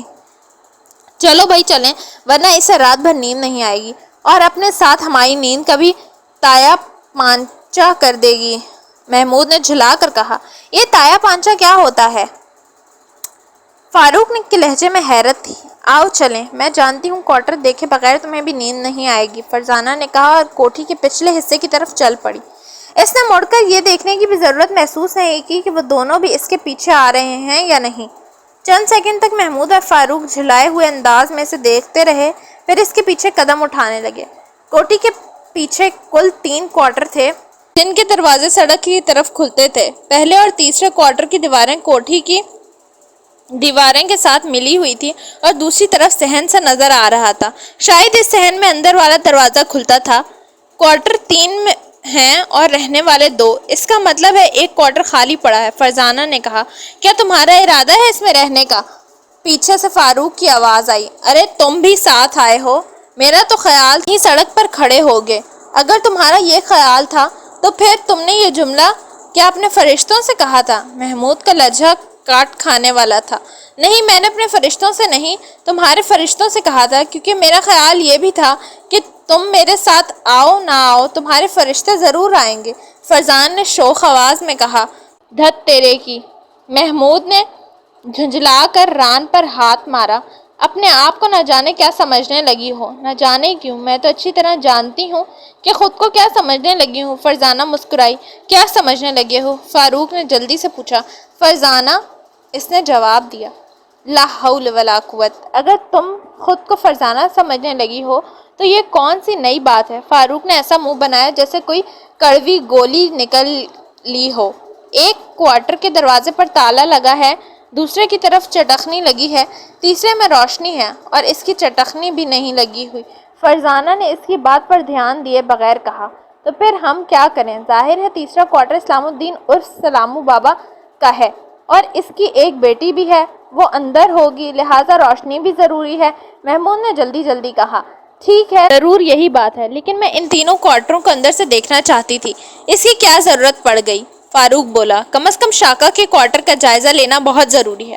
فرزانہ بولی، پتہ نہیں میں کیوں اس کے کوارٹر کو اندر سے دیکھنا چاہتی ہوں، تو پھر چٹخنی کھول کر اندر داخل ہو جاؤ، محمود نے کہا، اور اگر شاکا آ گیا تو ہم اشارہ کر دیں گے۔ محمود بولا، وہ اندر والے دروازے سے بھی تو آ سکتا ہے۔ فرزانہ مسکرائی، پھر تم ہی بتاؤ ہم اس سلسلے میں کیا کر سکتے ہیں؟ خیر دیکھا جائے گا، ہم ہر خطرہ مول لے کر بھی اس کے کوٹری کی تلاشی لوں گی، اس نے کہا اور چٹخنی گرا کر اندر داخل ہو گئی۔ دونوں ہونکوں کی طرح منہ کھولے کھڑے رہ گئے۔ اب ہم کیا کریں؟ محمود نے بوکھلا کر کہا، یہیں کھڑے رہنے کے سوا کیا کر سکتے ہیں؟ یا پھر تم دروازے کی طرف چلے جاؤ، اگر شاکا کو آتے دیکھو تو فوراً ادھر آ جانا تاکہ ہم فرزانہ کو خبردار کر سکیں۔ فرزانہ نے تجویز پیش کی، بات تو ٹھیک ہے، تو پھر میں اس کے الفاظ درمیان میں ہی رہ گئے۔ دروازے کی طرف سے شاکا چلا آ رہا تھا اور اس کی نظریں ان دونوں پر تھیں۔ اب وہ فرزانہ کو خبردار بھی نہیں کر سکتے تھے۔ مارے گئے، فاروق بڑبڑایا، ہیلو فرزانہ، ہوشیار ہو جاؤ، شاکا آ رہا ہے، محمود نے دبی دبی آواز میں کہا۔ اس کا خیال تھا کہ شاید فرزانہ اس کی آواز سن لے اور دوسری طرف کے دروازے سے نکل جائے، لیکن اس طرح تو وہ پھر کوٹھی میں داخل ہو جاتی اور وہاں اسے پھر فواد حاتمی وغیرہ کا سامنا کرنا پڑتا۔ اتنے میں شاکا وہاں پہنچ گیا۔ اس کی آنکھوں میں حیرت تھی۔ آتے ہی بولا، تم یہاں کیا کر رہے ہو؟ ارے تمہاری بہن کہاں گئی؟ وہ دراصل ہم ادھر سے گزر رہے تھے کہ تمہارے کوارٹر میں روشنی دکھائی دی، تالا لگا ہوا نہیں تھا، لہٰذا ہم سمجھے اندر کوئی چور گھس گیا ہے، بس یہی دیکھنے کے لیے فرزانہ اندر چلی گئی۔ فاروق نے گڑبڑا کر کہا، اور تم باہر کیوں کھڑے رہ گئے؟ شاکا نے انہیں بری طرح گھورا۔ ہم تو ڈرپوک ہیں اور وہ بہت بہادر ہے، فاروق بولا، پھر دروازے کی طرف منہ کر کے بولا، فرزانہ باہر آ جاؤ، اندر کوئی چور نہیں ہے، یہ تو باہر کھڑے ہیں۔ کیا کہا؟ میں چور ہوں؟ شاکا غرایا، ارے نہیں، میرا مطلب ہے مسٹر شاکا باہر کھڑے ہیں۔ دروازہ کھلا اور فرزانہ باہر نکل آئی۔ اس نے ہاتھ جھڑاتے ہوئے کہا، خدا کا شکر ہے اندر کوئی چور نہیں، شاید آپ جاتے وقت بتی جلدی چھوڑ گئے ہوں گے، میں بجھا کر گیا تھا، تم لوگ ضرور کوئی چکر چلا رہے ہو، پہلے کوٹھی میں وہ خط رکھ کر داخل ہو گئے اور اب یہاں آئے، خدا ہی بہتر جانتا ہے کہ چکر کون چلا رہا ہے۔ فاروق نے آسمان کی طرف دیکھا، سورج غروب ہونے ہی والا تھا اور اس کی آخری شعاعیں ان کے چہروں پر پڑ رہی تھی۔ اچھا خیر، آپ فرزانہ کی تلاشی لے سکتے ہیں، دیکھ لیں یہ اندر سے کچھ چرا کر تو نہیں نکلی؟ محمود نے کہا، ہاں بالکل تلاشی لے لیں، کوئی ضرورت نہیں، شاکا نے برا سا منہ بنا کر کہا اور اندر گھس گیا۔ تینوں سڑک کی طرف چل پڑے۔ کچھ فاصلہ طے کر کے محمود نے کہا، کیوں فرزانہ اندر کوئی کام کی چیز نظر آئی؟ نہیں، یوں بھی اطمینان سے دیکھنے کا موقع نہیں ملا، لیکن میرا خیال ہے ہمیں بہت موقع ملے گا، فرزانہ نے جواب دیا۔ وہ کیسے؟ محمود اور فاروق ایک ساتھ بولے۔ آخر کوٹھی میں چوری ہونی ہے اور وہ خط کسی نے بلا وجہ تو نہیں لکھا تھا۔ یہ کہتے کہتے رک گئی۔ اب وہ اسلام الدین کے کوارٹر کے سامنے کھڑے تھے۔ کیا خیال ہے اس کے اندر بھی نظر ڈال لیں؟ یہاں تو کوئی خطرہ بھی نہیں ہے، اسلام الدین کی بیٹی اندر ہوگی ہی، نہ جانے تو کیا سوچ رہی ہو؟ محمود نے جھلا کر کہا، آؤ، میرا خیال ہے اس میں کوئی حرج نہیں۔ یہ کہہ کر اس نے دروازے پر ہلکی سی دستک دی، اندر آہٹ ہوئی اور پھر کوئی دروازے کی طرف آیا۔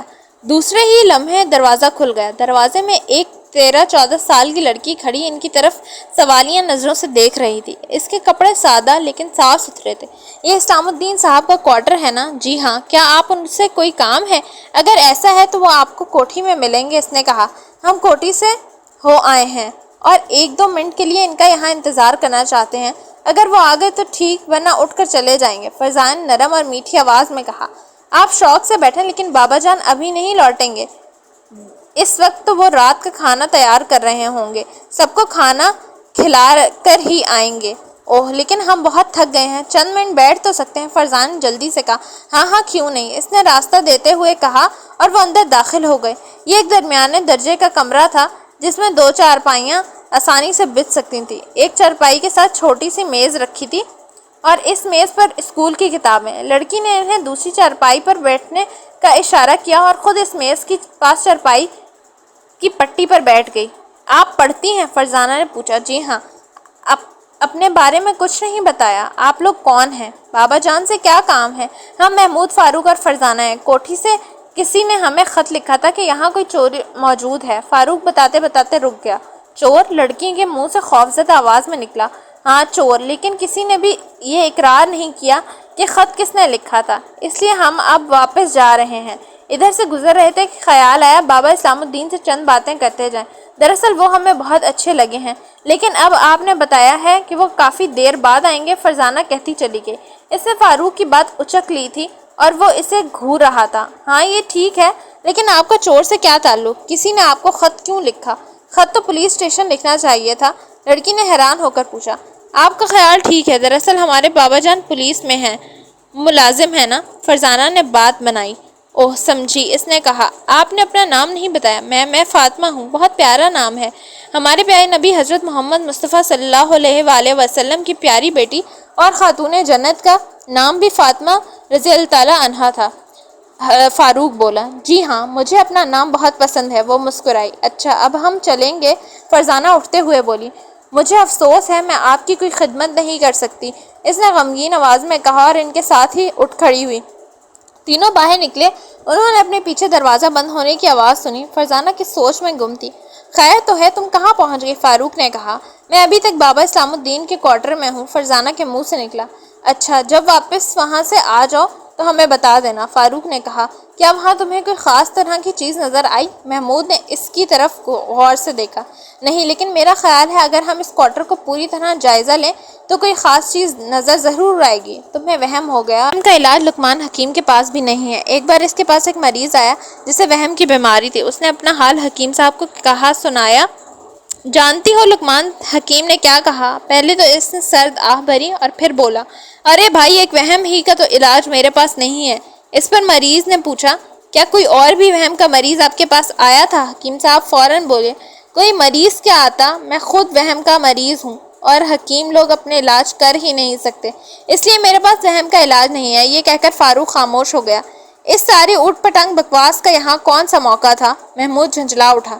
مجھے نہیں معلوم یہاں کوئی موقع تھا یا نہیں، فاروق مسکرایا، لیکن بات ابھی ختم نہیں ہوئی۔ حکیم لقمان کی بات سن کر مریض اچھل پڑا اور کہنے لگا، بات دراصل یہ ہے حکیم صاحب کہ میں بھی ایک حکیم ہی ہوں اور یہی سوچ کر آیا تھا کہ شاید آپ میرا علاج کر دیں، کیونکہ خود میں تو اپنا علاج کر نہیں سکتا۔ یہ سن کر حکیم لقمان نے اپنا سر پیٹ لیا اور بولا، میں تو ایک ہی وہمی کو رویا کرتا تھا، اب ایک سے دو ہو گئے۔ ایک بار پھر فاروق خاموش ہو گیا۔ اس کے چہرے پر شرارت جھلک رہی تھی۔ لیکن ہم نے تو ضرب المثل سن رکھی ہے، ایک سے دو بھلے، فرزانہ تڑ سے بولی۔ یہ مثال کسی اور موقع کے لیے ہوگی، یوں بھی ہمیں کیا پرواہ، ہم تو دو بھی نہیں تین ہیں اور برملا کہہ سکتے ہیں ایک سے تین بھلے۔ فاروق بھلا کہاں رکنے والا تھا۔ کاش ہمیں آج کی رات کوٹھی میں ٹھہرنے کی اجازت مل جاتی، لیکن مصیبت تو یہ ہے کہ وہاں چور اور چوری کے کوئی آثار نہیں ہیں، فرزانہ بڑبڑائی۔ کوٹھی میں رات گزار کر بھی ہم آثار تلاش نہ کر سکتے، کیونکہ میرا خیال ہے اس بار ضرور کسی نے ہم سے مذاق کیا ہے۔ کہیں آج 1 اپریل تو نہیں؟ محمود نے کہا۔ نہیں، ستمبر کی 15 تاریخ کو 1 اپریل نہیں ہو سکتی، اس کے لیے ابھی تمہیں کچھ دن انتظار کرنا پڑے گا۔ 1 اکتوبر کو چونک کر پوچھ لینا۔ آج 1 اپریل تو نہیں، فاروق نے برا سا منہ بنایا اور فرزانہ بے ساختہ مسکرا دی۔ ارے تو لال پیلے کیوں ہو رہے ہو؟ میں نے تو یوں ہی ایک بات کہہ دی تھی۔ محمود ہنسا۔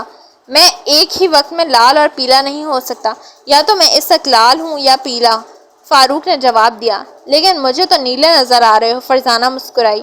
کہیں سورج نیلی شعاعیں تو نہیں چھوڑ رہا، یا پھر تم نے اپنی آنکھوں میں کوئی نیلا رنگ کی دوا تو نہیں ڈلوائی؟ فاروق نے ہار نہ مانتے ہوئے کہا۔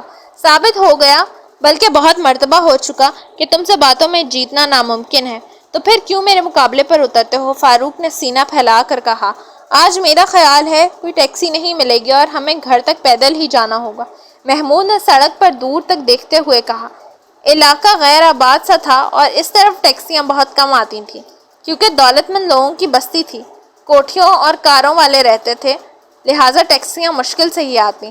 اس وقت ایک کار کی لائٹوں نے ان کی مشکل آسان کر دی تھی اور وہ گھر پہنچ گئے۔ انسپکٹر جمشید اور بیگم جمشید ابھی واپس نہیں آئے تھے اور انہیں اس وقت تک جاگنا تھا جب تک کہ وہ نہیں آ جاتے۔ اس کے ساتھ ساتھ رات کا کھانا فرزانہ کو تیار کرنا تھا اور دونوں کو فرزانہ کا ہاتھ بٹانا تھا، لہٰذا انہوں نے باورچی خانے کا رخ کیا۔ دوسری صبح ابھی وہ ناشتے کی میز پہ پہنچے ہی تھے کہ فون کی گھنٹی بجی۔ انسپکٹر جمشید نے ریسیور اٹھایا اور سننے لگے، پھر ان کی آنکھوں میں حیرت کی جھلکیاں نظر آئیں۔ انہوں نے 2-3 بار پلکیں جھپکیں اور پھر یہ کہتے ہوئے ریسیور رکھ دیا، اچھی بات ہے۔ ان کی نظریں تینوں پر جم گئیں۔ نہ جانے ان نظروں میں کیا تھا، یہ تینوں بوکھلا اٹھے اور ایک ساتھ بول پڑے، کیا ہوا ابا جان، خیر تو ہے؟ شاکا چیختا ہے۔ چند لمحوں تک انسپکٹر جمشید کچھ نہ بولے، تینوں انہیں ٹکر ٹکر دیکھتے رہے۔ آخر ان کے لب بولے، وہ خط کہاں ہے؟ کون سا خط؟ فواد حاتمی والا، محمود نے پوچھا۔ ہاں وہی، انہوں نے کہا۔ تو کیا یہ فون وہاں سے آیا تھا؟ فرزانہ پرجوش آواز میں بولی۔ ہاں فون وہاں سے آیا تھا، میں نے پوچھا ہے وہ خط کہاں ہے؟ جی یہ رہا، محمود نے کہا اور خط نکال کر ان کے ہاتھ میں دے دیا۔ انسپکٹر جمشید بغور اس کا معائنہ کرنے لگے۔ کل میں نے اس کی طرف کوئی توجہ نہیں دی تھی، اس وقت ضرورت بھی محسوس نہیں ہوئی تھی، لیکن اب اسے غور سے دیکھنے کے بعد میں چند نتائج نکال سکتا ہوں۔ کیا تم بھی ایسا کر سکتے ہو؟ یہ کہہ کر وہ مسکرائے۔ جی نتائج؟ فرزانہ بولی۔ ہاں اسے غور سے دیکھو اور پھر جو کچھ سمجھ سکتے ہو مجھے بتاؤ، انہوں نے کہا اور تینوں کی نظریں خط پر جم کر رہ گئیں۔ تقریباً 1 منٹ تک تینوں نے اس کا جائزہ لیتے رہے، پھر محمود نے کہا، ابا جان میں کچھ اندازہ لگا پایا ہوں، بتاؤ۔ انہوں نے کہا، پہلی بات تو یہ کہ خط کے لیے جو کاغذ استعمال کیا گیا ہے وہ کسی پیڑ کا نہیں بلکہ نوٹ بک کا ہے۔ دوسرا یہ کہ لکھنے والے کا طرز تحریر پختہ نہیں ہے، تحریر اگرچہ خوش خط ہے لیکن اس میں نفاست نہیں ہے، اور یہ شاید اس لیے ہو کہ لکھنے والے نے اسے اپنے بائیں ہاتھ سے لکھا ہو یا اپنا خط بگاڑ کر رکھنے کی کوشش کی ہو۔ یا یہ کہہ کر محمود خاموش ہو گیا۔ تمہاری دونوں باتوں میں وزن ہے فاروق، تم کیا کہہ سکتے ہو؟ یہ تو جو کچھ کہے گا بے وزن کہے گا، فرزانہ بول پڑی۔ ابھی تم یہ نہیں کہہ سکتی، پہلے مجھے اپنا خیال پیش کرنے دو۔ فاروق مسکرایا، پھر انسپکٹر جمشید کی طرف مڑتے ہوئے بولا، یہ خط جس کسی نے لکھا ہے اس کے قلم کی نب تھوڑا سا کھردرا ہے اور کبھی کبھی کاغذ پر اٹک جاتا ہے۔ کاغذ پر ابھرنے والے روئیں اس بات کی تصدیق کرتے ہیں۔ دوسرا یہ کہ لکھنے والا لائن کے اوپر لکھنے کی کوشش کے باوجود 1-2 بار نیچے چلا گیا ہے۔ اور اب فرزانہ کی باری ہے۔ انسپکٹر جمشید مسکرائے۔ بتانے کے لیے انہوں نے میرے پاس چھوڑا ہی کیا ہے؟ فرزانہ نے منہ بنایا۔ پھر بھی عرض کرتی ہوں، کاغذ پر ہلکی سی چکناہٹ کے 2-3 نشان ہیں جن کا مطلب یہ ہے کہ لکھنے والے کے ہاتھ چکنے تھے، ان پر تیل یا کوئی اور چکنی چیز لگی ہوئی تھی جو ہاتھ صاف کرنے کے بعد بھی کسی قدر لگی رہ گئی۔ دوسرا یہ کہ لکھنے والے نے یہ خط بہت سوچ سوچ کر اور ایک ایک لفظ پر غور کر کے لکھا ہے۔ یہ کس بات سے ظاہر ہے؟ فاروق نے مذاق اڑانے والے انداز میں پوچھا۔ اس بات سے کہ ہر لفظ کے درمیان خاصا فاصلہ ہے۔ جب آدمی تیز سے لکھتا ہے تو درمیانی فاصلہ بہت کم ہوتا ہے اور سوچ سوچ کر لکھتے ہوئے فاصلہ زیادہ رہ جاتا ہے۔ تم تینوں نے دو خیال پیش کیے اور مجھے خوشی ہے کہ ساری خیال ٹھیک ہیں، لیکن ایک بات تم تینوں نے بھی نظر انداز کر دی، اور وہ یہ کہ خط پر کچھ باریک باریک نوکیلے سے نشان بھی موجود ہیں۔ آخر یہ نشان کیسے ہیں؟ انسپکٹر جمشید نے خط پر نشان دکھاتے ہوئے کہا۔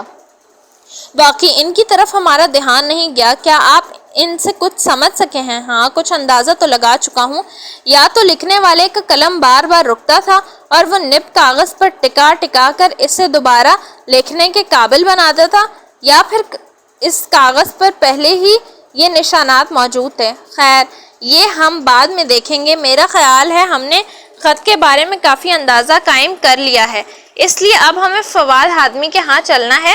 وہاں سب انسپکٹر تنویر بخاری پہنچ چکے ہیں کیونکہ فواد حاتمی کی بیٹی کا ہیروں کا ہاتھ چرایا جا چکا ہے۔ کیا؟ ان کے منہ سے چیخنے کے انداز میں ایک ساتھ نکلا۔ کوٹھی میں سنسنی پھیلی ہوئی تھی۔ فواد حاتمی نے انہیں ہاتھوں ہاتھ لیا، انسپکٹر جمشید سے تو خاص طور پر بہت گرم جوشی سے ملا، اور پھر تینوں سے بولا، کاش میں نے آپ کی باتوں پر دھیان دیا ہوتا۔ خیر کوئی بات نہیں، ہم بہت جلد آپ کا ہار برآمد کر لیں گے، محمود نے دلاسا دیا۔ اب شاید ایسا نہ ہو۔ کیوں؟ کیا بات ہے؟ انسپکٹر جمشید چونکے۔ آپ لوگ سوچ بھی نہیں سکتے کہ ہار کس نے چرایا ہے۔ اوہ تو کیا چور کا پتہ چل گیا؟ فرزانہ کے لہجے میں بلا کی حیرت تھی۔ ہاں۔ اب اس میں کوئی شک نہیں رہا کہ اس وقت بھاری بوٹوں کی آواز سنائی دی۔ انہوں نے دیکھا ان کی طرف آنے والا سب انسپکٹر تنویر بخاری تھا۔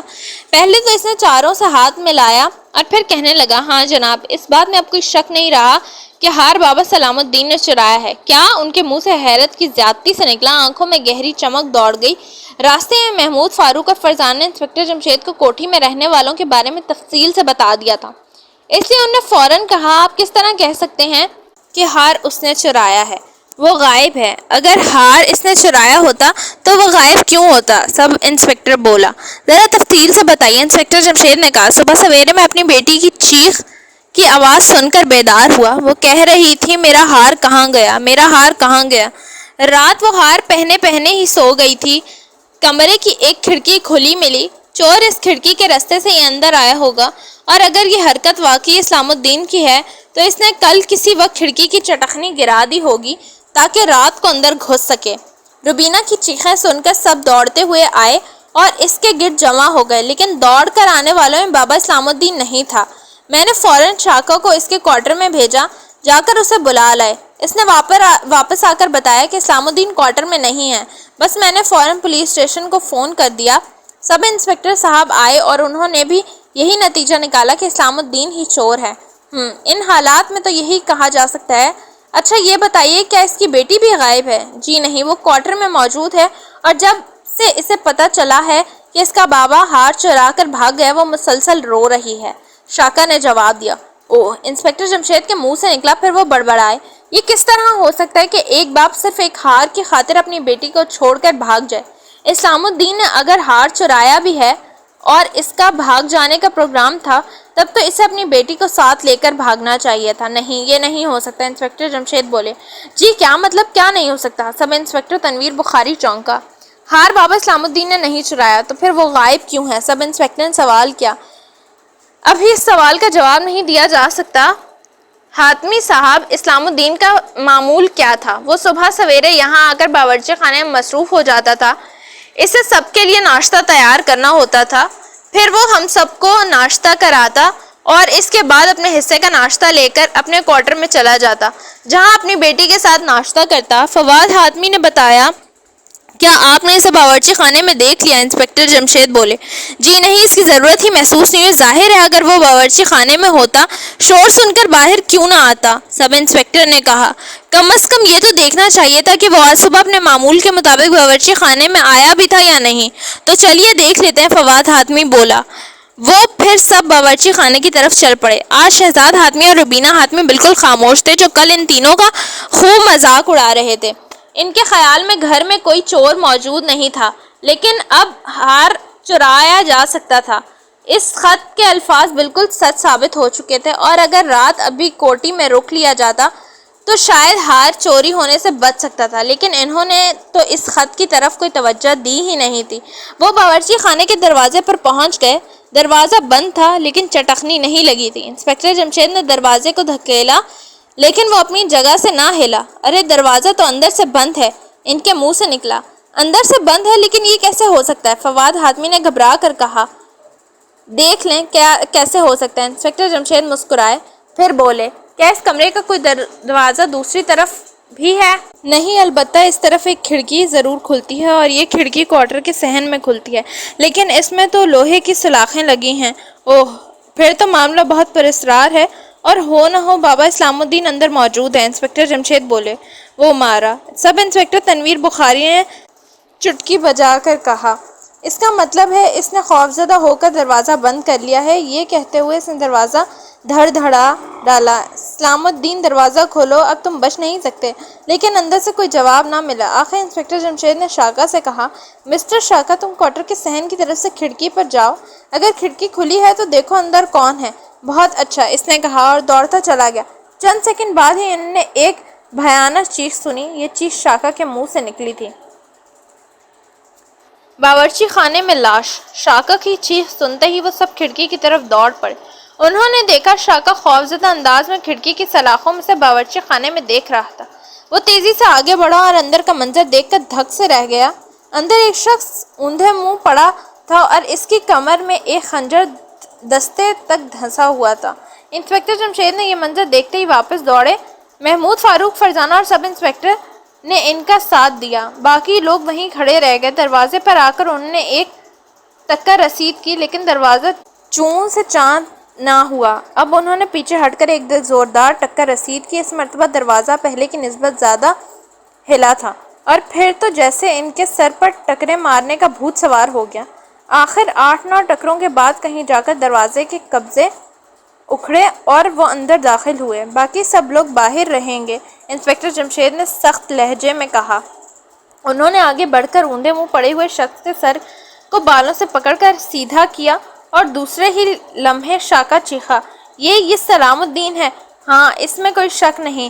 فواد حاتمی کے منہ سے ایسی آواز نکلی جیسے وہ کسی اندھے کنویں سے بولا ہو۔ آپ سب لوگ بھی اس طرف آ جائیں، لیکن باورچی خانے سے باہر ہی ٹھہریں۔ بخاری صاحب، آپ ماہرین کو فون کر دیں۔ باورچی خانے اور لاش کی نہ صرف تصویریں لینی ہیں بلکہ انگلیوں کے نشانات بھی اٹھانے ہیں۔ کھڑکی کے باہر بھی قدموں کے نشانات اٹھانے ہیں۔ بہت اچھا، تنویر بخاری نے کہا اور فون کرنے چلا گیا۔ لیکن یہ کیسے ہو سکتا ہے؟ فرزانہ کے منہ سے اچانک نکلا۔ کیسے ہو سکتا ہے؟ محمود بولا۔ باورچی خانے کے دروازے اندر سے بند ملا ہے، پھر قاتل کدھر سے نکل گیا؟ کیا اس نے اندر سے نکلنے کے بعد دروازہ اندر سے بند کر دیا تھا، یا خود اسلام الدین نے خنجر جسم پہ اتارنے کے بعد دروازے کو چٹخنی لگا دی؟ فرزانہ سوچ میں ڈوبے ہوئے لہجے میں بولی۔ تمہاری بات بھی غور کے لائق ہے۔ یہ بات نوٹ کر لو کہ لاش کمرے کے عین درمیان میں پڑی ہے اور اس کا سر دروازے کی طرف ہے، خنجر کمر میں لگا ہے۔ کیا یہ تینوں باتیں کسی خاص سمت میں اشارہ کرتی ہیں؟ فاروق نے پوچھا۔ ہاں، غور کرو، انہوں نے کہا اور کمرے کا جائزہ لینے لگے۔ فرش پر خون کافی دور تک بہتا چلا گیا تھا۔ انہوں نے پانچوں کے بل بیٹھ کر لاش کے کپڑوں کو ٹٹولنا شروع کر دیا۔ اس کے ایک جیب میں سے ایک طرف 5 روپے 95 پیسے نکلے، دوسری جیب میں ایک کاغذ اور کچھ سبزیاں اور دوسری چیزوں کے نام لکھے تھے۔ انہوں نے کاغذ کو یہ پرزہ ہاتھ میں لے لیا اور اسے بغور دیکھنے لگے، پھر وہ بڑبڑائے۔ عجیب بات ہے۔ جی، کیا عجیب بات ہے؟ محمود چونکا۔ انہوں نے کاغذ کو وہ پرزہ اسی طرف بڑھا دیا۔ تینوں اسے دیکھنے لگے۔ ہمیں تو اس میں کوئی عجیب بات نظر نہیں آتی، فاروق بولا۔ تم نے بتایا تھا اسلام الدین پڑھنا لکھنا نہیں جانتا۔ اوہ، ارے، ان کے منہ سے ایک ساتھ نکلا۔ تو کیا وہ پڑھنا لکھنا جانتا تھا؟ فرزانہ بولی۔ اگر نہیں جانتا تھا تو اسے پرزے کا اس کی جیب میں پایا جانا کیا معنی رکھتا ہے؟ انسپکٹر جمشید مسکرائے۔ یہ تو واقعی عجیب بات ہوگی۔ اس کا جواب اسلام الدین کی بیٹی فاطمہ دے سکتی ہے۔ فاطمہ؟ اسے تو شاید ابھی یہ معلوم نہیں کہ اس کا باپ قتل ہو چکا ہے، فرزانہ نے دکھ بھرے لہجے میں کہا۔ اس سے بتانا ہی ہوگا۔ یہ بات کب تک اسے چھپائی جا سکے گی؟ انسپکٹر جمشید بولے۔ اور یہ کام تم تینوں کرو گے؟ جی ہم، لیکن یہ تو بہت مشکل کام ہے، محمود نے بوکھلا کر کہا۔ مشکل بھی اور ناخوشگوار بھی، لیکن کرنا ہی ہوگا۔ تم جاؤ اور اسے بلا لاؤ، انہوں نے کہا۔ انہوں نے اندرونی راستہ اختیار کیا اور اسلام الدین کے کوارٹر کے اندرونی دروازے تک پہنچ گئے۔ اندر سے ہچکیوں کی آواز آ رہی تھی۔ تینوں تھوڑی دیر تک گمسم سے کھڑے رہے، پھر محمود سے آہستہ سے دستک دی۔ ہچکیوں کی آواز فوراً رک گئی اور قدموں کی چھاپ سنائی دی۔ دروازہ کھلتے ہی انہوں نے فاطمہ کو دیکھا۔ کل بھی وہ اسے دیکھ چکے تھے۔ اس وقت وہ کتنی خوبصورت لگ رہی تھی، لیکن اب اس کے بال بکھرے گئے تھے، آنکھیں روتے روتے سرخ ہو گئی تھیں اور چہرہ آنسوؤں سے تر تھا۔ لیکن اس غریب کو کیا معلوم تھا کہ ابھی اسے ایک اور صدمے سے دوچار ہونا ہے، ابھی اسے اور رونا ہے۔ فاطمہ بہن، ہم تمہارے لیے کوئی اچھی خبر نہیں لائے، محمود نے پہل کی۔ کیا بابا جان کا پتہ چل گیا؟ وہ پکڑے گئے؟ اب انہیں کوئی نہیں پکڑ سکتا، وہ سب کی پہنچ سے بہت دور جا چکے ہیں، اتنی دور کہ وہاں سے کوئی واپس نہیں آ سکتا۔ یہ کہتے ہوئے محمود کی آنکھوں میں آنسو آ گئے۔ کیا مطلب؟ فاطمہ نے گھبرا کر کہا۔ ہاں، وہ تم سے بچھڑ گئے ہیں، اپنے اللہ سے جا ملے ہیں۔ نہیں، فاطمہ پوری قوت سے چلائی، لہرائی اور فرش پر گرنے لگی۔ محمود نے اسے سنبھال لیا اور بولا، آؤ بہن، اپنے باپ کو دیکھ لو، پھر وہ تمہیں نظر نہیں آئیں گے۔ تینوں اسے سہارا دے کر لے چلے اور باورچی خانے میں پہنچ گئے۔ فاطمہ نے جو لاش کو دیکھا تو دھاڑے مارتے ہوئے اس سے لپٹ گئی۔ یہ منظر کئی منٹ تک جاری رہا، پھر انسپکٹر جمشید نے اسے پیار بھرے انداز میں لاش سے الگ کیا اور بولے، صبر کرو بیٹی، اب صبر کے سوا کوئی چارہ نہیں۔ ہاں، یہ بتا دو، کیا تمہارے بابا جان پڑھنا لکھنا جانتے تھے؟ نہیں، صرف پڑھنا آتا تھا، وہ بھی تھوڑا بہت۔ انہوں نے قرآن شریف پڑھ رکھا تھا اور اس وجہ سے وہ کچھ اردو پڑھ لیتے تھے۔ وہ مجھ سے کسی کاغذ پر 100 صرف لکھوا لیا کرتے تھے تاکہ بازار جا کر بھول نہ جائیں اور کوئی چیز لانے سے رہ نہ جائیں۔ میرا لکھا ہوا وہ پڑھ لیتے تھے۔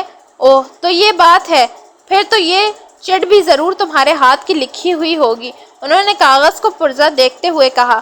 پرزا دیکھ کر وہ چونکی، پھر بولی، ہاں یہ میرا ہی لکھا ہوا ہے، اس نے کہا۔ تھوڑی دیر بعد تصاویر لے لی گئیں اور نشانات اٹھا لیے گئے تو لاش پوسٹ مارٹم کے لیے بھجوا دی گئی۔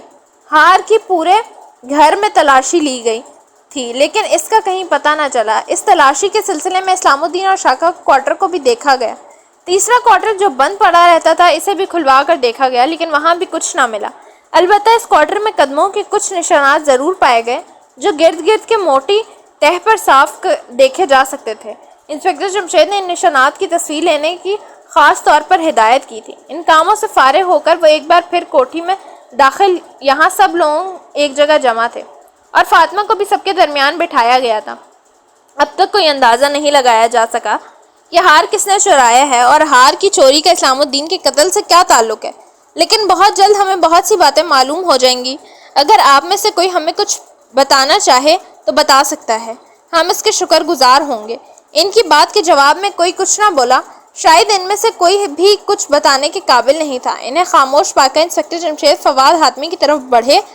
اچھا تو میں آپ سے چند سوال کروں گا، وہ ہار آپ نے کب خریدا تھا؟ 1 سال پہلے، میرے پاس اس کی رسید موجود ہے، اس پر تاریخ درج ہے، فواد حاتمی نے کہا۔ کیا آپ نے ہار کا خیمہ کرا رکھا تھا؟ جی نہیں۔ جس روز آپ نے ہار خریدا آپ کے ساتھ کون کون تھا؟ روبینہ بیٹی کے علاوہ اسلام الدین بھی اس روز ہمارے ساتھ تھا۔ اوہ، انسپکٹر جمشید چونکے۔ ہار کتنے کا خریدا گیا تھا؟ 95,000 روپے کا۔ بہت خوب، اس کی رسید مجھے دے دیں، ہم جواہریوں کی دکانوں پر بھی چھان بین کریں گے، ہو سکتا ہے چور کسی دکان پر ہار بیچنے آئے۔ انہوں نے کہا، اچھی بات ہے، میں بھی لاتا ہوں۔ یہ کہہ کر فواد حاتمی چلا گیا۔ روبینہ، آپ بالکل غمگین نظر نہیں آتی، کیا آپ کو ہار کی کوئی پرواہ نہیں؟ ڈیڈی نے صبح سویرے ہی مجھے بالکل ایسا ہی ہار لے کر دینے کا وعدہ کر لیا ہے، پھر بھلا میں کیوں پرواہ کروں؟ اس نے کہا۔ مسٹر شہزاد حاتمی، کیا آپ بتا سکتے ہیں یہ کس کی حرکت ہو سکتی ہے؟ میں کیا کہہ سکتا ہوں؟ اتنے میں فواد حاتمی آتے نظر آئے۔ ان کے ہاتھ میں رسید تھی۔ انسپکٹر جمشید نے رسید لے کر اس پر ایک نظر ڈالی اور جیب میں رکھ لی۔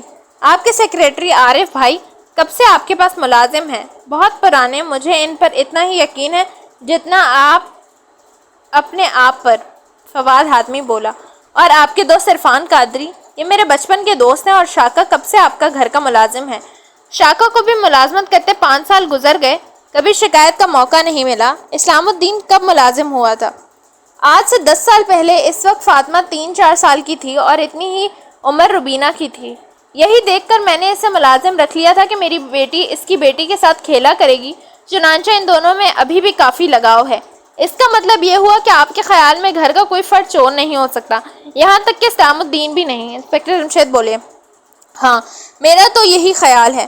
تب پھر ہار کہاں گیا؟ اور ان حالات میں آپ کو اس خط کے الفاظ یاد کراتا ہوں جو محمود، فاروق اور فرزانہ کو کل ملا تھا۔ اس میں لکھا تھا، گھر میں ایک چور موجود ہے، وہ اس گھر کی ایک چیز چرانا چاہتا ہے اور اسے وہ چیز چرانے سے آپ اور صرف آپ روک سکتے ہیں۔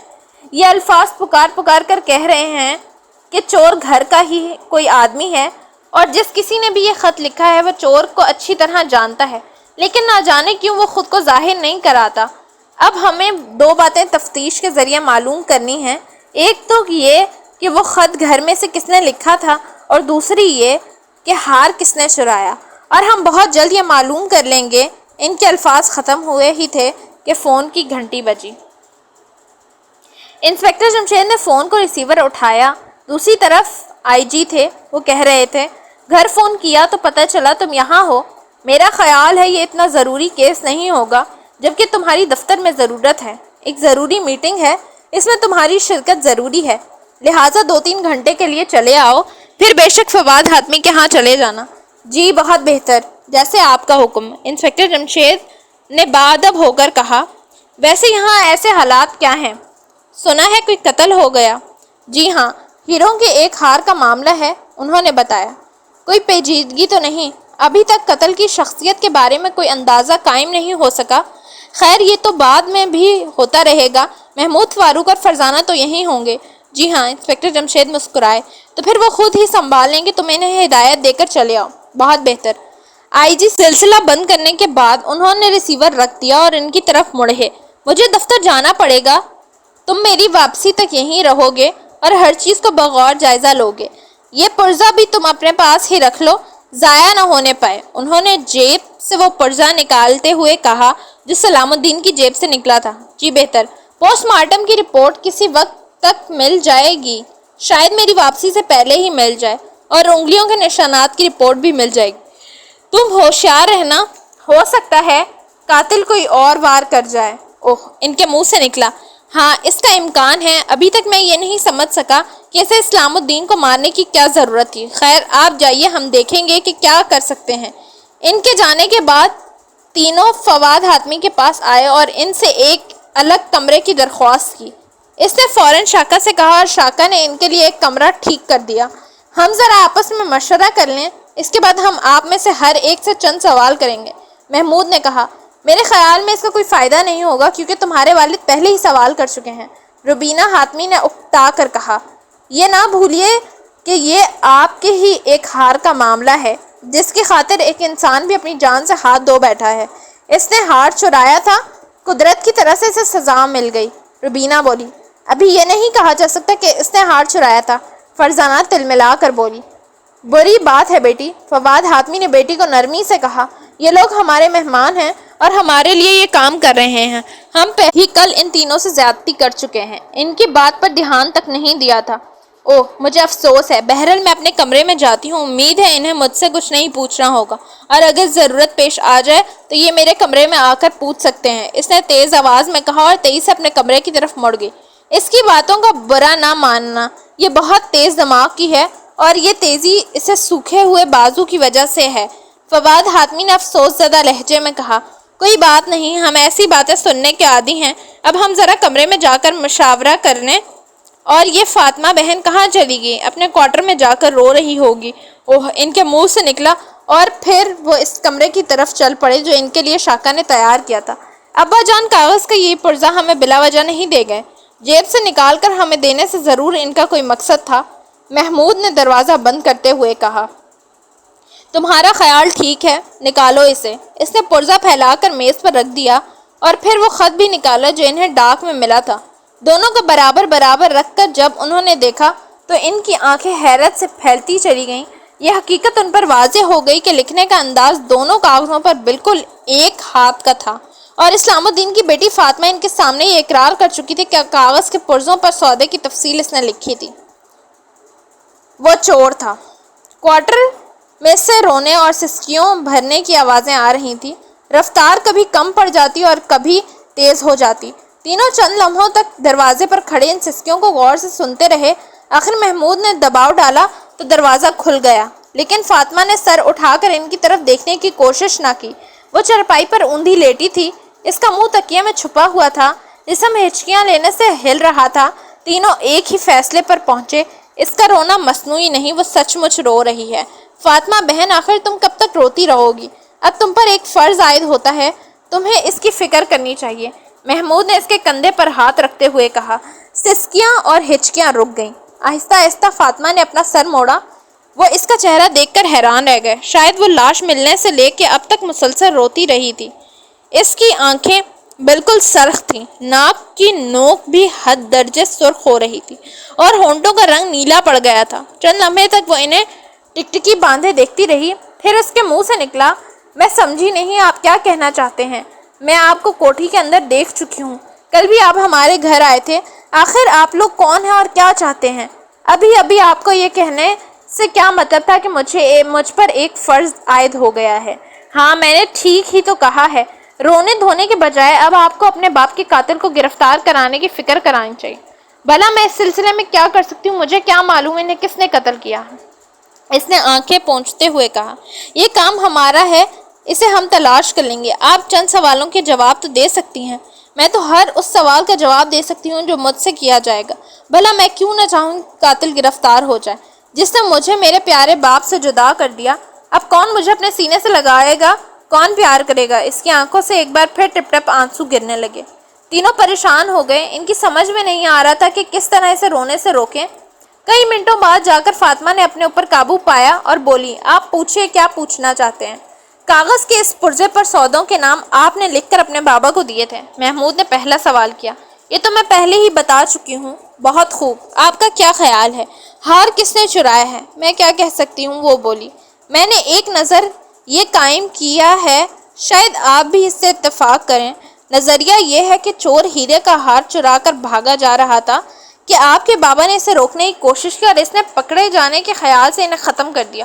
محمود نے کچھ سوچ کر کہا، لیکن وہ کچھ کہتے کہتے رک گئی، پھر بولی، مجھے ایسی باتوں کا کیا تجربہ، یہ تو پولیس والے جانے کہ کیا واقعہ ہوا ہوگا۔ فاروق، تمہارا اس بارے میں کیا خیال ہے؟ محمود اس کی طرف موڑا۔ تمہارا خیال بالکل بے تکا ہے۔ فاروق نے منہ بنایا۔ وہ کیسے؟ بابا اسلام الدین تو باورچی خانے میں پڑا ملا ہے اور دروازہ اندر سے بند تھا، پھر یہ کس طرح کہا جا سکتا ہے کہ وہ چور کے پیچھے بھاگ رہا تھا؟ یہ بات اس وقت ضرور کہی جا سکتی تھی جب وہ کسی کھلی جگہ پر پڑا ہوا ملتا، مثلاً کوٹھی کے صحن میں یا باہر۔ تو پھر قاتل نے اسے کس طرح ختم کیا؟ فرزانہ نے کہا۔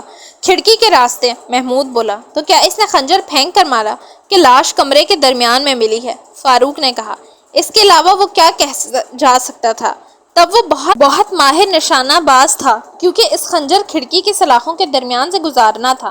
آخر ان سب باتوں سے آپ کا مقصد کیا ہے؟ فاطمہ کے چہرے پر الجھن نظر آنے لگی۔ آپ وہ سب کچھ بتا دیں جو آپ اس واردات کے بارے میں جانتی ہیں۔ واردات کے بارے میں مجھے کیا معلوم ہو سکتا ہے؟ ہمارا خیال یہی ہے کہ آپ بہت کچھ جانتی ہیں، فرزانہ نے ایک دم کہا۔ کیا؟ وہ زور سے چیخی۔ ہاں، یہ پرزہ تم نے اپنے ہاتھ سے لکھا ہے، اس بات کا اقرار تم پہلے بھی کر چکی ہو اور اب بھی۔ تو میں اس سے کب انکار کر رہی ہوں، لیکن اس پرزے کا واردات سے کیا تعلق ہے؟ اس کے لہجے میں حیرت تھی۔ اگر یہ پرزہ تمہارا لکھا ہوا ہے تو یہ خط بھی پھر تم نے ہی لکھا ہے۔ محمود نے ڈرامائی انداز میں خط نکال کر اس کے سامنے کر دیا۔ خط؟ اس نے کھوئے کھوئے انداز میں کہا۔ ہاں، یہ خط بھی تم نے ہی ہمیں لکھا تھا۔ اس کا مطلب یہ ہے کہ تمہیں معلوم تھا اس گھر میں ایک چور موجود ہے جو چوری کرنے والا ہے۔ تم ہم سے اچھی طرح واقف تھی، ہمارے بارے میں اخبارات میں پڑھتی رہی ہوگی، لہٰذا تم نے ہمیں یہ خط لکھ دیا۔ تم نے ایسا کیوں کیا؟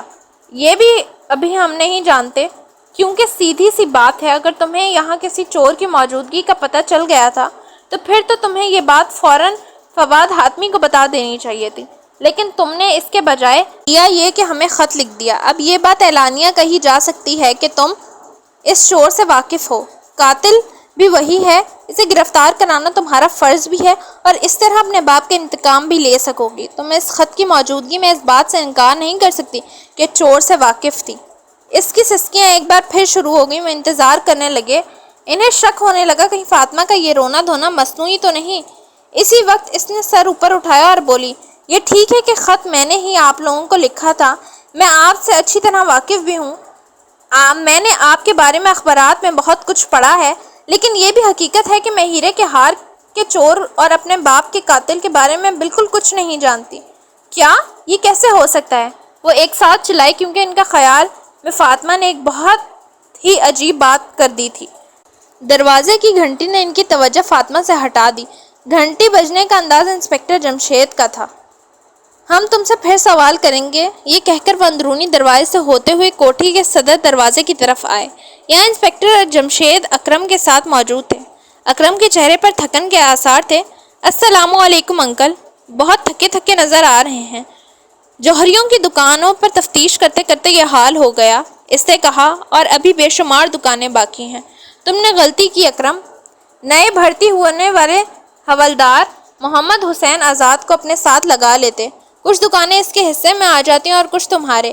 وہ کافی ذہین ہے، باقی دکانوں پر اسے لگا دو۔ اس کی مصیبت یہ ہے کہ وہ خود کو مولانا محمد حسین آزاد سمجھتا ہے اور وقت بے وقت شعر پڑھتا رہتا ہے۔ اکرم نے منہ بنایا۔ کیا رپورٹ ہے؟ تم نے کوئی کام دکھایا یا نہیں؟ انسپکٹر جمشید نے اس سے پوچھا۔ ایک ہی خاص بات معلوم کی ہے۔ کیا پوسٹ مارٹم کی رپورٹ آ گئی ہے؟ ہاں، آ گئی ہے۔ ہمارے پاس بھی تمہارے لیے ایک حیران کن خبر ہے۔ تو پھر آئیے ڈرائنگ روم میں بیٹھ کر حیرت انگیز خبروں کا آپس میں تبادلہ کر لیں، فاروق نے کہا، اور سب مسکرا دیے۔ وہ اندر آ کر بیٹھ گئے۔ گھر کے افراد سے معذرت کر لی گئی تھی کہ وہ کچھ دیر تنہائی چاہتے ہیں، ورنہ فواد حاتمی وغیرہ تو ان کے ساتھ ہی چلے آ رہے تھے۔ ہاں بھائی، پہلے تم بتاؤ، تم نے کون سی حیرت انگیز بات معلوم کی ہے؟ وہ خط ہمیں بابا اسلام الدین کی بیٹی فاطمہ نے لکھا تھا۔ خوب، تم نے یہ بات کس طرح معلوم کر لی؟ انسپکٹر جمشید نے حیران ہوئے بغیر کہا۔ کیا بات ہے ابا جان، آپ کو یہ سن کر حیرت نہیں ہوئی؟ محمود کے لہجے میں حیرت تھی۔ نہیں، کیونکہ مجھے یہ بات پہلے ہی معلوم ہے۔ وہ مسکرائے۔ آپ کو کیسے معلوم ہوئی؟ فرزان جلدی سے پوچھا۔ پہلے تم بتاؤ۔ 14 سیلف والے پرزے کی تحریر میں اور اس خط کی تحریر میں ذرا بھی فرق نہیں ہے۔ فاطمہ یہ اقرار کر چکی ہے خط اس نے لکھا تھا۔ ٹھیک ہے، میں تو اس پرزے کو دیکھ کر ہی یہ بات جان گیا تھا۔ دونوں کاغذوں کو ساتھ ساتھ رکھنے کی مجھے ضرورت ہی محسوس نہیں ہوئی تھی، انہوں نے بتایا۔ اوہ، اور آپ کے پاس کیا خبر ہے؟ ایک خوفناک خبر، ایسی خبر جس کی امید پورے گھر میں کسی کو بھی نہیں ہو سکتی، انہوں نے کہا۔ تو پھر جلدی بتائیے نا، میں خوفزدہ ہونے کے لیے بے چین ہوں، فاروق نے خوش ہو کر کہا۔ خبر یہ ہے کہ آج سے 12 سال پہلے اس شہر میں ایک چور نے بہت ادھم مچایا تھا، انسپکٹر جمشید نے کہا اور مسکرا کر خاموش ہو گئے۔ لیکن ابا جان، اس خبر میں تو مجھے دور دور تک خوفناکی نظر نہیں آئی۔ تم نے پوری بات کب سنی ہے؟ ہاں، تو پولیس نے اسے پکڑنے کی سر توڑ کوششیں کی، لیکن بری طرح ناکام رہی۔ پھر وہ چور ایک دم غائب ہو گیا، اس نے چوریاں کرنا چھوڑ دیا۔ پولیس ایک مدت تک اسے تلاش کرتی رہی، لیکن وہ نہ ملا۔ اس کی انگلیوں کے نشانات ہر جگہ ملتے رہے تھے۔ لٹنے والے کچھ لوگوں نے اس کا حلیہ بھی بتایا تھا، اور اب یہ بات ثابت ہو گئی ہے کہ بابا اسلام الدین ہی وہ چور تھا۔ کیا؟ وہ اتنی زور سے چلائے کہ ڈرائنگ کی دیواریں جھنجلا اٹھیں، ساتھ ہی انہوں نے دوڑتے قدموں کی آواز سنی۔ دوڑ کر آنے والے گھر کے افراد تھے، شاید وہ ان کے چلانے کی آواز سن کر دوڑ پڑے تھے، لیکن کمرے میں سب خیریت دیکھ کر دروازے پر ہی رک گئے۔ یہ چلانے کی آواز کیسی تھی؟ فواد حاتمی کے منہ سے نکلا۔ یہ تینوں چلائے تھے۔ دراصل میں نے انہیں بتایا تھا کہ بابا اسلام الدین 12 سال پہلے ایک بہت چلاک چور تھا، اتنا چلاک کہ اسے پولیس کبھی گرفتار نہ کر سکی، لیکن 12 سال پہلے اس نے چوری کی وارداتیں بند کر دی تھیں۔ وہ آپ کے پاس کب سے ملازم تھا؟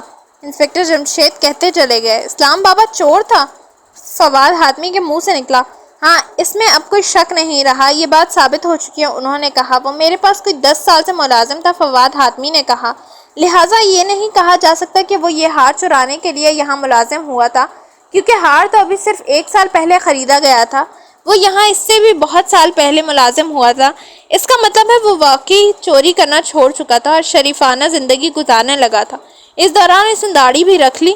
لیکن سوال تو یہ ہے کہ ہار والے معاملے سے اس کا کیا تعلق ہے، اور اس سوال کا جواب ہمیں فاطمہ دے سکتی ہے۔ مہربانی فرما کر اسے یہاں بھیج دیں اور باقی حضرات باہر چلے جائیں۔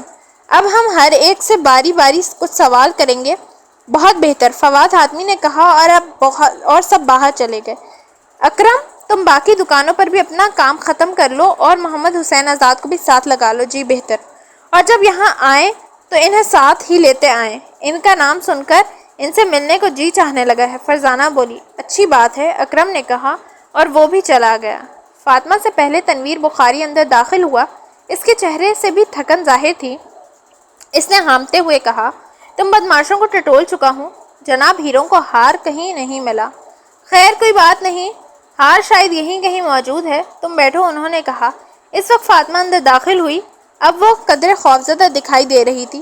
تو وہ خط تم نے لکھا تھا؟ جی ہاں، اس نے کہا۔ ہیرے کا ہار کون چرانا چاہتا تھا؟ انسپکٹر جمشید بولے۔ مجھے نہیں معلوم، وہ بولی۔ پھر تم نے یہ کس طرح کہہ دیا کہ اس گھر میں ایک چور موجود ہے جو ایک چیز چرانا چاہتا ہے؟ انہوں نے کہا، میں نے رات کے اندھیرے میں 2 سائیوں کو بات کرتے سنا تھا، ان میں سے ایک سخت لیکن دبی آواز میں کہہ رہا تھا، تمہیں وہ ہار چرانا ہی ہوگا ورنہ تمہارا انجام بہت برا ہوگا۔ فاطمہ یہ کہہ کر خاموش ہو گئی۔ اگر بات صرف اتنی تھی تو پھر تو تمہیں چاہیے تھا فواد حاتمی صاحب کو بتا دیتی، وہ پولیس کی مدد حاصل کر لیتے۔ اس کے لیے تم نے اتنا پیچیدہ طریقہ کیوں اختیار کیا؟ انہیں پراسرار انداز میں خط لکھا مارا، انسپکٹر جمشید بولے۔ میں نے ان کے اور آپ کے بارے میں بہت کچھ پڑھا تھا، بس جو میرے ذہن میں آیا میں کر گزری، اس نے کہا۔ بات یہ نہیں کچھ اور ہے، تم کچھ چھپا رہی ہو۔ سنو بیٹی، مجھے تم سے بہت ہمدردی ہے، ہم یہ بات جان گئے ہیں کہ تمہارا باپ ایک بہت بڑا چور تھا، لیکن یہ 12-13 سال پہلے کی بات ہے، بعد میں شاید اس نے چوری چھوڑ دی تھی، لیکن خود کو قانون سے چھپائے رکھا تھا۔ کیا ایسا نہیں ہو سکتا کہ جو کچھ بھی تمہیں معلوم ہے مجھے بتا دو؟ تو آپ کو یہ بات معلوم ہو چکی ہے۔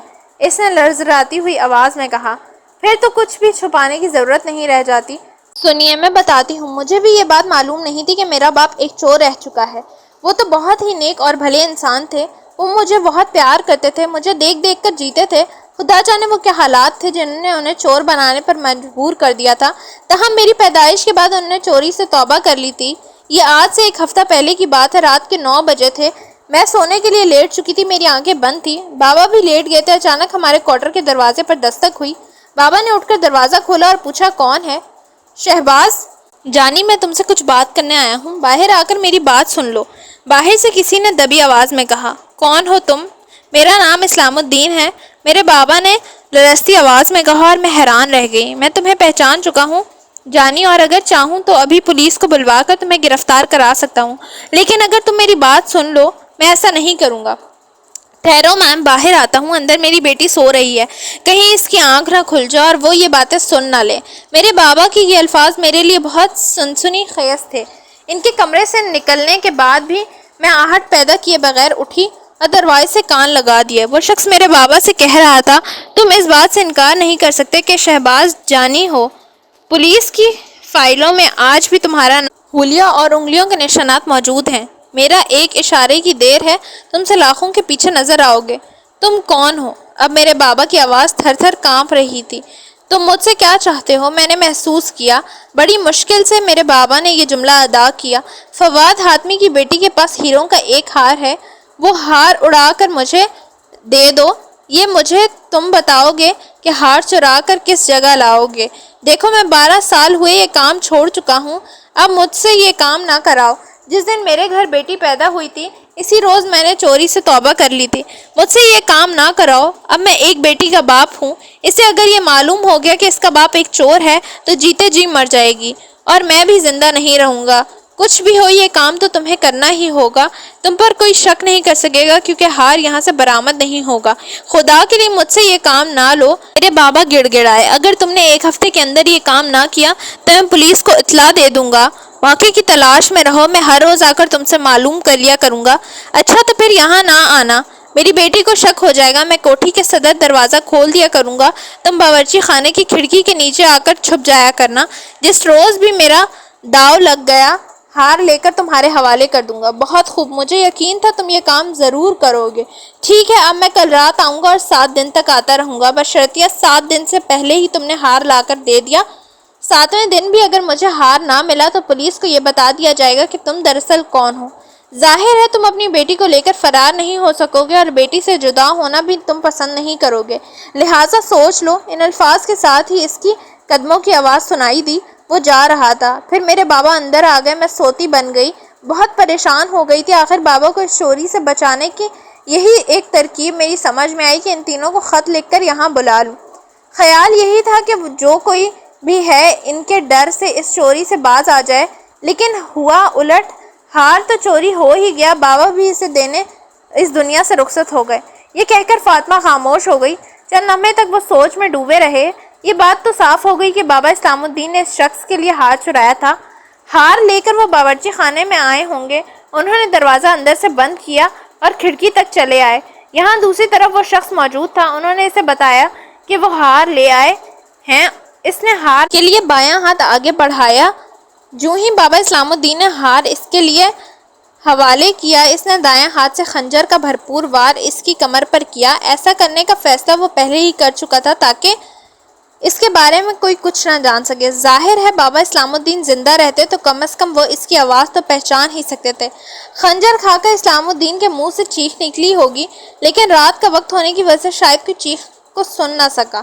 لیکن میرا خیال ہے فاطمہ بیٹی تو ضرور جاگ رہی ہوگی۔ کیوں بیٹی؟ ہاں، میں جاگ رہی تھی اور میں نے چیخ کی آواز بھی سنی تھی۔ جب میں کھڑکی کے قریب آئی تو ہر طرف اندھیرا تھا، اندر کچھ بھی نظر نہ آیا۔ پھر میں ماچس لے کر آئی اور اس کی روشنی میں اندر اپنے بابا کو پڑا پایا۔ ان کی کمر میں خنجر گرا تھا۔ میں روتی ہوئی واپس آ گئی۔ کر بھی کیا سکتی تھی؟ انجان اس لیے بنتی رہی کہ بابا ایک چور ظاہر نہ ہو، لیکن یہ ہونا تھا ہو کر رہا۔ اس نے کہا، اب صورتحال کس قدر واضح ہو چکی ہے، کیا تم اس کی آواز پہچان لو گی؟ جی ہاں، میں فوراً پہچان لوں گی۔ اس نے کہا، ٹھیک ہے، تم یہیں بیٹھ جاؤ، میں ایک ایک آدمی کو اندر بلاؤں گا، تم غور سے سنتی رہنا۔ وہ آواز سنو تو اپنے سر کی طرف ہاتھ لے جانا، میں سمجھ جاؤں گا، اور تم نے جو باتیں بتائی ہیں کسی کو نہ بتانا ورنہ تمہاری زندگی بھی خطرے میں پڑ جائے گی۔ جی بہت اچھا، اس نے سہم کر کہا۔ محمود دروازے پر جا کر فواد حاتمی صاحب کو آواز دو۔ جی بہتر۔ 1 منٹ بعد فواد حاتمی ان کے سامنے بیٹھا تھا۔ وہ ہار آپ 1 سال پہلے خریدا تھا، یہ ہمیں معلوم ہے۔ یہ بتائیے کس دکان سے خریدا تھا؟ شومی جیولر سے۔ ان کی دکان شاہبان روڈ پر ہے اور اسلام الدین اس وقت آپ کے ساتھ تھا۔ ہاں، ہم تینوں وہاں گئے تھے۔ آپ کا کیا خیال ہے، گھر کا کوئی آدمی ہار چرا سکتا ہے؟ میں تو ایسا نہیں سمجھتا، اس نے کہا۔ شاکا بھی نہیں، انسپکٹر جمشید نے سوال کیا۔ نہیں، مجھے اس پر اعتماد ہے، فواد حاتمی بولے۔ اعتماد تو آپ کو اسلام بابا پر بھی تھا، لیکن آپ کو اس کے بارے میں کچھ بھی معلوم نہیں، انہوں نے کہا۔ کیا مطلب؟ فواد حاتمی چونکا، کیونکہ ابھی یہ بات کسی کو نہیں بتائی گئی تھی کہ اسلام بابا دراصل کون تھا۔ اب آپ آرام کریں، میں اسلام الدین کے بارے میں سب کو ایک ساتھ ہی بتاؤں گا۔ جی بہتر، فواد حاتمی اٹھتے ہوئے بولے، اور ہاں، اپنے بھائی شہزاد حاتمی کو بھیج دیں۔ اچھا، اس نے کہا اور کمرے سے نکل گیا۔ محمود، فاروق، فرزانہ، تمہیں ایک کام کرنا ہے۔ وہ ان کی طرف مڑے۔ جی فرمائیے، تینوں ایک ساتھ بولے۔ شومی جیولرز کے ہاں چلے جاؤ، اس کے مالک سے مل کر معلومات حاصل کرنے کی کوشش کرو، جو کچھ بھی معلوم کر سکو کر لینا۔ بہت بہتر۔ کیا ہم ابھی جائیں؟ فرزانہ نے پوچھا، کیونکہ وہ یہاں کوئی کارروائی بھی مکمل طور پر سننا چاہتے تھے۔ ہاں، یہ کام بہت ضروری ہے، یہاں جو باتیں معلوم ہوں گی میں تمہیں بتا دوں گا، انہوں نے کہا، اور تینوں اٹھ کر دروازے کی طرف چل پڑے۔ دوسری طرف سے شہزاد حاتم اندر آ رہا تھا، اس کے چہرے پر ناگواری کے تاثرات تھے۔ وہ اس کے پاس سے گزرتے چلے گئے۔ شومی جیولرز ایک شاندار دکان تھی۔ ہر طرف شیشے کے شو کیسوں میں سونے اور ہیرے کے جواہرات سجے تھے، چاندی کے برتن بھی تھے۔ دکان کے 3 کاؤنٹر تھے اور ان پر ایک سیلز مین موجود تھا۔ وہ پہلے کاؤنٹر پر رک گئے۔ ہمیں دکان کے مالک سے ملنا ہے۔ آپ کو ان سے کیا کام ہے؟ سیلز مین نے پوچھا۔ ایک ہار کے بارے میں بات کرنی ہے۔ ہیروں کے ہار کے بارے میں؟ سیلز مین نے سوالیہ لہجے میں پوچھا۔ ہاں۔ اندر چلے جائیے، سامنے ہی کمرے کا دروازہ بند ہے۔ بہت بہت شکریہ۔ وہ دروازے پر پہنچے اور بند دروازے پر دستک دی۔ اندر چلے آئیے، اندر سے آواز آئی۔ دروازے کو دھکیل کر وہ کمرے میں گھس گئے۔ ان کی نظر ایک موٹے آدمی پر پڑی جس کا رنگ کالا تھا۔ کون ہو تم؟ اس نے جھلا کر کہا۔ شاید اسے کسی گاہک کی امید تھی۔ آپ کی نظر کمزور ہے کیا؟ فاروق نے بھی جھلا کر کہا۔ شٹ اپ، تمہیں اندر کس نے آنے دیا؟ اس نے چیخ کر کہا۔ آپ کے سیلز مین نے۔ کیوں؟ ہم ہیروں کے ہار کے بارے میں بات کرنے آئے ہیں۔ محمود مسکرایا۔ اوہ، تو یہ کہو نا، کیا تم ہیروں کا کوئی ہار فروخت کرنے آئے ہو؟ ہم اس ہار کے بارے میں بات کریں گے جو فواد حاتمی نے 1 سال پہلے اپنی بیٹی کے لیے خرید کر لے گئے تھے۔ تو وہ ہار تمہارے پاس ہے؟ موٹا آدمی ہکلایا۔ پہلے اپنا تعارف کرائیے، اس کے بعد اطمینان سے بات کریں گے۔ مجھے خالد منصور کہتے ہیں، اس نے جلدی سے کہا۔ ہم محمود، فاروق اور فرزانہ ہیں۔ محمود نے بھی تعارف کرایا۔ ہو گیا، اب یہ بتاؤ بات کیا ہے؟ ہمارے پاس وہ ہار موجود ہے، فرزانہ نے اچانک کہا۔ محمود اور فاروق اسے گھورنے لگے۔ کیا؟ خالد منصور اچھل پڑے۔ پھر اس کا ہاتھ فون کی طرف بڑھا۔ پولیس کو فون کر کے تم نقصان میں ہی رہو گے، فرزان نے پرسکون آواز میں کہا۔ اس ہار کو فروخت کرنا ہمارے بس سے باہر ہے، ہم تو اسے چرا کر ہی پچھتائے ہیں۔ اگر تم پولیس کو اطلاع نہ دو تو ہم دوبارہ تمہارے ہار اونے پونے فروخت کرنے پر تیار ہیں، فرزانہ نے پیش کی۔ میں اس ہار کی تمہیں 300 روپے دے سکتا ہوں، خالد منصور نے کہا۔ 1 لاکھ روپے کے ہار کے 300 روپے، فرزانہ نے آنکھیں نکالی۔ چلو 500 لے لو، اس سے زیادہ 1 روپیہ نہیں دوں گا۔ بہت خوب، کیا تم یہ کام پہلے بھی کرتے رہے ہو؟ فرزانہ شوخ انداز میں مسکرائی۔ مطلب یہ ہے کہ تمہارے ہاں سے جو قیمتی ہار فروخت ہوتا ہے، اپنے واقف چور اس کے پیچھے لگا دیتے ہو، اور جب وہ چرا کر لے آتے ہیں تو اسے چند 100 روپے میں خرید لیتے ہو۔ یہ غلط ہے، جھوٹ ہے، یہ تمہاری اپنی پیشکش تھی۔ خالد منصور چلا اٹھا۔ چلو میری ہی صحیح، لیکن تمہیں تو چوری کا مال خریدنے کی پولیس کو بلا کر ہمیں گرفتار کرانا چاہیے تھا، فرزانہ بولی۔ میں ابھی تمہیں گرفتار کراتا ہوں۔ اس نے پھر فون کی طرف ہاتھ بڑھایا۔ ضرور کرو، فون کراؤ اور ہمیں گرفتار، ہم بھی تنگ آ گئے ہیں۔ ادھر ادھر ٹکریں مارتے فاروق نے منہ بنا کر کہا، اور وہ انہیں اس طرح گھورنے لگا جیسے وہ ہونک ہوں۔ آخر تم لوگ کیا چاہتے ہو؟ خالد منصور کے لہجے میں بے چارگی تھی۔ کیا فواد حاتمی کی بیٹی کا ہار تم نے چوری کرایا ہے؟ فرزان نے پوچھا۔ ہار تو تمہارے پاس ہے، میں اسے کس طرح چوری کرا سکتا ہوں؟ وہ تو میں نے یوں ہی کہہ دیا۔ ہم اس ہار کے بارے میں تفتیش کرتے پھر رہے ہیں، ہمارا تعلق محکمہ سراغ رسانی سے ہے۔ کیا کہا؟ تم تینوں کا تعلق محکمہ سراغ رسانی سے ہے؟ اس کے لہجے میں بلا کی حیرت. ہاں. اب تم ذرا اس سیلز مین کو بلا لاؤ جس نے وہ ہار فواد حاتمی کے ہاتھ فروخت کیا تھا. پولیس اس سے پوچھ گچھ کر چکی ہے. اس نے کہا. وہ ابھی تک حیران تھا. ہم بھی کرنا چاہتے ہیں اور الگ کمرے میں تمہارے سامنے نہیں. اچھا میں باہر چلا جاتا ہوں اور اسے اندر بھیج دیتا ہوں. لیکن یہ محکمہ سراغ رسانی نے بچوں کو کب سے ملازم رکھنا شروع کر دیا ہے؟ جب سے تم نے ہمیں دیکھا ہے. کیا آپ لوگوں کے پاس اپنے کارڈز ہیں؟ ہمارے کارڈ؟ شاید تمہیں ہماری بات پہ یقین نہیں آیا. خیر تو سنو. ہم انسپکٹر جمشید کے بچے ہیں. محمود، فاروق اور فرزانہ ہمارے نام ہیں. اب اگر تم نے وقت ضائع کیا تو تمہارے حق میں اچھا نہیں ہوگا. آخر محمود نے جھگڑا ختم کرنے کے لیے کہا. وہ اچھل کر کھڑا ہو گیا اور دروازے کی طرف بڑھا. تھوڑی دیر بعد ایک ادھیڑ عمر آدمی اندر داخل ہوا. اس کے ہاتھ گیلے تھے. شاید ابھی ابھی دھو کر آیا تھا. اس کی آنکھوں پر اینک تھی. کوٹ پتلون پہنے ہوئے تھا. ناک پکوڑے کی طرح پھولی ہوئی اور آنکھیں بہت چھوٹی تھیں. اس نے تینوں پر ایک اچھتی ہوئی نظر ڈالی اور پھر بولا. تم لوگ مجھ سے کیا پوچھنا چاہتے ہو؟ میرا نام فرخ سیر ہے. وہ ہار تم نے ہی فواد حاتمی کے ہاتھوں فروخت کیا تھا. اگر تم اس ہار کو دیکھو تو پہچان لوگے. ضرور پہچانوں گا. کیوں؟ وہ کئی ماہ تک شوکیس میں لگا رہا تھا. اتنے مہنگے ہاروں کے گاہک روز تو آتے نہیں. فرخ سیر نے بتایا. بہت خوب. اس روز فواد حاتمی کے ساتھ ان کا ملازم اسلام الدین بھی تھا. تم نے اسے دیکھا تھا؟ ہاں دیکھا تھا. اور میں نے یہ بات نوٹ کی تھی کہ وہ ہار کو آنکھیں پھاڑ پھاڑ کر دیکھ رہا تھا جیسے اسے آنکھوں کے ذریعے سے اڑا ہی تو لے گا. اس نے کہا. کیا تم جانتے ہو دکان کے مالک چوری شدہ زیورات سستے داموں خرید لیتا ہے؟ محمود نے اسے تیز نظروں سے دیکھتے ہوئے سوال کیا. یہ بات میں نے تمہارے منہ سے ہی سنی ہے. مجھے تو معلوم نہیں. اس نے فوراً کہا. اچھا یہ بتاؤ ہفتے کے روز رات کو تم نے کیا کھایا تھا؟ جی کیا مطلب؟ بھلا مجھے کس طرح یاد رہ سکتا ہے کہ 3 دن پہلے میں نے کیا کھایا تھا؟ وہ حیران تھا. اچھا اب تم جاؤ اور خالد منصور کو بھیج دو. جی بہت بہتر. اس نے کہا اور اٹھ کر جانے لگا. اچانک محمود نے کچھ سوچ کر کہا. ذرا ٹھہرو. وہ رک گیا. محمود چند لمحے اس کی طرف دیکھتا رہا اور پھر بولا. جاؤ کچھ نہیں. اسے حیرت سی ہوئی لیکن منہ سے کچھ نہ بولا اور کمرے سے نکل گیا. یہ کیا بات ہوئی؟ تم نے اسے روکا لیکن اس سے کچھ کہا بھی نہیں. فاروق نے منہ بنایا. یوں ہی ایک بات ذہن میں آئی تھی لیکن پھر اسے سوال کرنا مناسب معلوم نہ ہوا. وہ کیا بات تھی؟ فرزان نے پوچھا. کوئی خاص بات نہیں تھی. میں نے اس سے یہ پوچھنا چاہا تھا کہ 1 سال گزر جانے کے باوجود اسے یہ بات کس طرح یاد رہ گئی کہ اسلام الدین ہار کو آنکھیں پھاڑ پھاڑ کر دیکھ رہا تھا. یہ کوئی بات نہیں. بعض لوگوں کی یادداشت بہت تیز ہوتی ہے. فاروق بولا. لیکن اسے یہ بات یاد نہیں کہ 3 دن پہلے اس نے کیا کھایا تھا. محمود مسکرایا. ہم عجیب و غریب باتوں کو ذہن میں محفوظ کر لیتے ہیں جبکہ روزمرہ کی باتوں کو فوراً بھول جاتے ہیں. فرزان نے جواب میں کہا. یہ بات بالکل ٹھیک ہے. خیر چھوڑو. آؤ چلیے. محمود نے کہا. خالد منصور کو تو لینے دو. کہیں وہ یہ الزام نہ لگا دے کہ ہم اس کی دکان سے ایک ہار چرا کر بھاگ نکلے. فرزانہ مسکرائی. اس وقت خالد منصور اندر داخل ہوئے. اسے دیکھتے ہی وہ اٹھ کھڑے ہوئے. اب ہم چلیں گے. تمہیں نصیحت کرتے ہیں کہ آئندہ چوری کا مال ہرگز کس سے نہ خریدنا بلکہ اسے پولیس کے حوالے کرا دینا ورنہ ہم کسی روز چھاپا مار کر چوری شدہ مال برآمد کر لیں گے. بہت اچھا. اس نے ہکلا کر کہا. تینوں اٹھے اور جانے کے لیے مڑے. اچانک محمود ٹھٹک کر رک گیا. اس کی نظریں فرش پر جم گئیں جیسے کسی گہری سوچ میں گم ہو گیا ہو.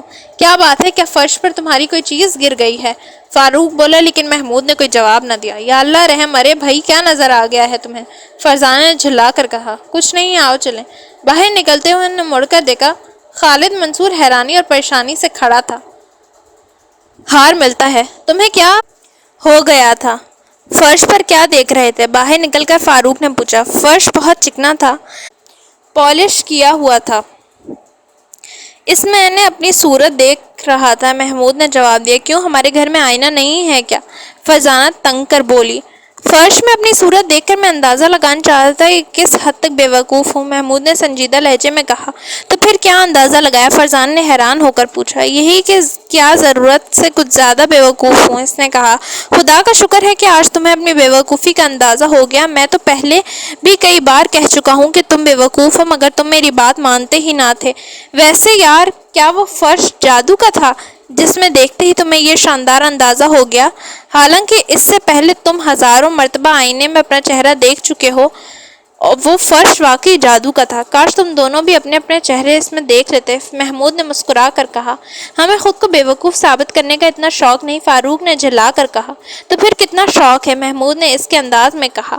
لو اب میری نقل اتارنے لگے، فاروق بولا۔ اب ہمیں جلد از جلد فواد حاتمی کوٹھی پہنچنا ہے۔ ابا جان شاید سب لوگوں سے انٹرویو کر چکے ہوں گے اور چور اور قاتل کے بارے میں اندازہ لگا چکے ہوں گے، فرزانہ نے کہا۔ ہاں اور کیا، وہ محمود نہیں ہیں کہ فرش میں گھورنے لگ جائیں؟ فاروق ہنسا۔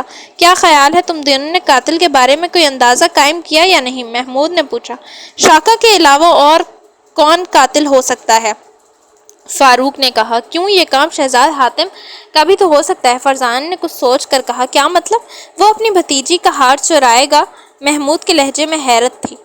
ہم نے اس کی مصروفیت کے بارے میں ابھی کچھ معلوم نہیں کیا، شاید یہ کام انکل اکرم نے کیا ہو، ہم ان سے پوچھیں گے۔ یہ بھی ہو سکتا ہے کہ شہزاد حاتمی ریس یا جوئے کا عادی ہو اور اسے رقم کی ضرورت پڑتی رہتی ہو۔ فرزان نے اپنے خیال پیش کیا۔ ہاں واقعی یہ ہو سکتا ہے، فاروق منمنایا۔ جلد ہی انہیں ٹیکسی مل گئی اور وہ کوٹھی کے سامنے پہنچ گئے۔ ٹیکسی سے اترتے ہی محمود ڈرائنگ روم کی طرف جانے کے بجائے باورچی خانے کی کھڑکی کی طرف اچھل پڑا۔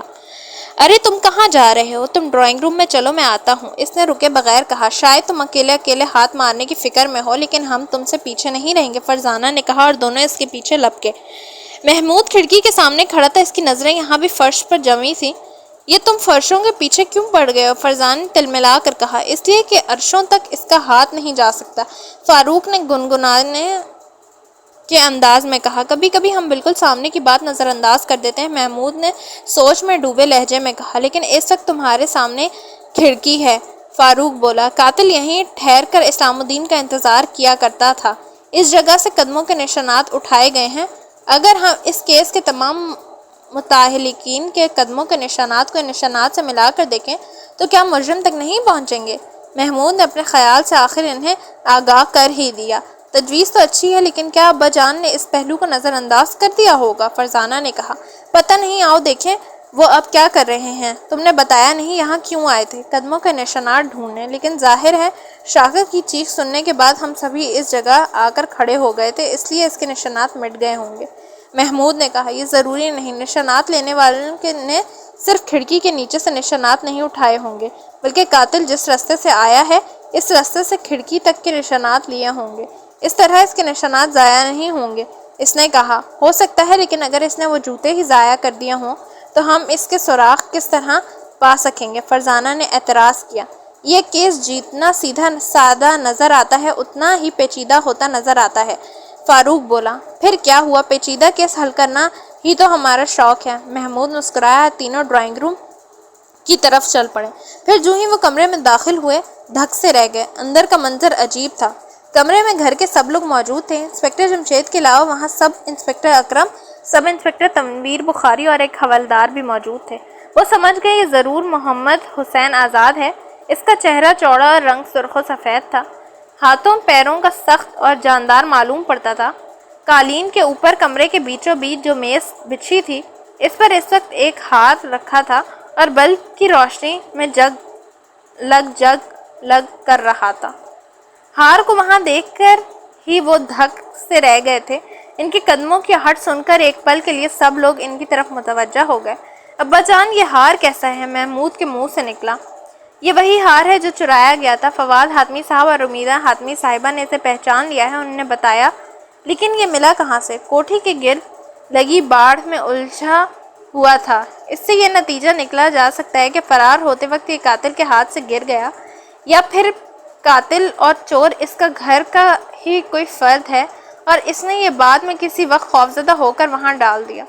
لیکن جو شخص ہار کے لیے قتل کر چکا ہے بھلا وہ اسے کیوں پھینکے گا؟ فرزان نے اعتراض کیا۔ خود کو پھانسی یا عمر قید سے بچانے کے لیے آدمی جرم تو لالچ میں آ کر بیٹھتا ہے، لیکن بعد میں خوفزدہ ہو جاتا ہے، انسپکٹر جمشید بولے۔ لیکن فرزانہ کچھ کہتے کہتے رک گئی۔ لیکن کے بعد گاڑی اٹک کیوں گئی؟ فاروق بول اٹھا۔ لیکن سے آگے میں یہ کہنا چاہتی ہوں کہ کہیں یہ ہار نکلی تو نہیں؟ کیا مطلب؟ کئی چونکی ہوئی آوازیں ابھریں۔ ہو سکتا ہے چور نکلی ہار یہاں پھینک گیا ہو تاکہ ہار کی تلاش ختم کر دی جائے، فرزانہ نے کہا۔ اوہ، یہ عین ممکن ہے، انسپکٹر جمشید بولے، لیکن ہم اس ہار کو بخوبی پہچانتے ہیں، یہ 1 سال سے ہمارے پاس ہے اور ہم پھر روبینہ بیٹی سے زیادہ اس کو کون پہچانے گا؟ یہ بالکل وہی ہار ہے، فواد حاتمی نے کہا۔ آج کل اصل کے بالکل مطابق نقل تیار کر لی جاتی ہے، انسپکٹر جمشید نے جواب دیا۔ تو پھر یہ کس طرح معلوم ہو کہ یہ اصلی ہے یا نقلی؟ فواد حاتمی نے کہا۔ شومی جیولرز کے مالک کو یہاں بلوائیے، وہ آ کر ہار کو دیکھے گا۔ شہزاد حاتمی نے تجویز پیش کی۔ بالکل ٹھیک، یہ بات وہی بتا سکے گا۔ اکرم، تم شومی جیولرز کے مالک کو یہاں آنے کے لیے کہو۔ جی بہتر، اس نے کہا اور فون کرنے لگا۔ وہ پہنچ رہا ہے، اس نے ریسیور رکھتے ہوئے کہا۔ پھر سب انتظار کرنے لگے۔ تقریباً آدھے گھنٹے کے بعد دروازے کی گھنٹی بجی۔ شاکا نے جا کر دروازہ کھولا۔ آنے والا خالد منصور ہی تھا۔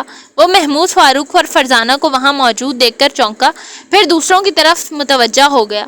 تینوں بھی اس غور سے دیکھنے لگے۔ انسپکٹر جمشید بولے، آپ کو اس ہار کے لیے تکلیف دی گئی ہے، اسے دیکھ کر بتائیں یہ اصلی ہے یا نقلی ہے؟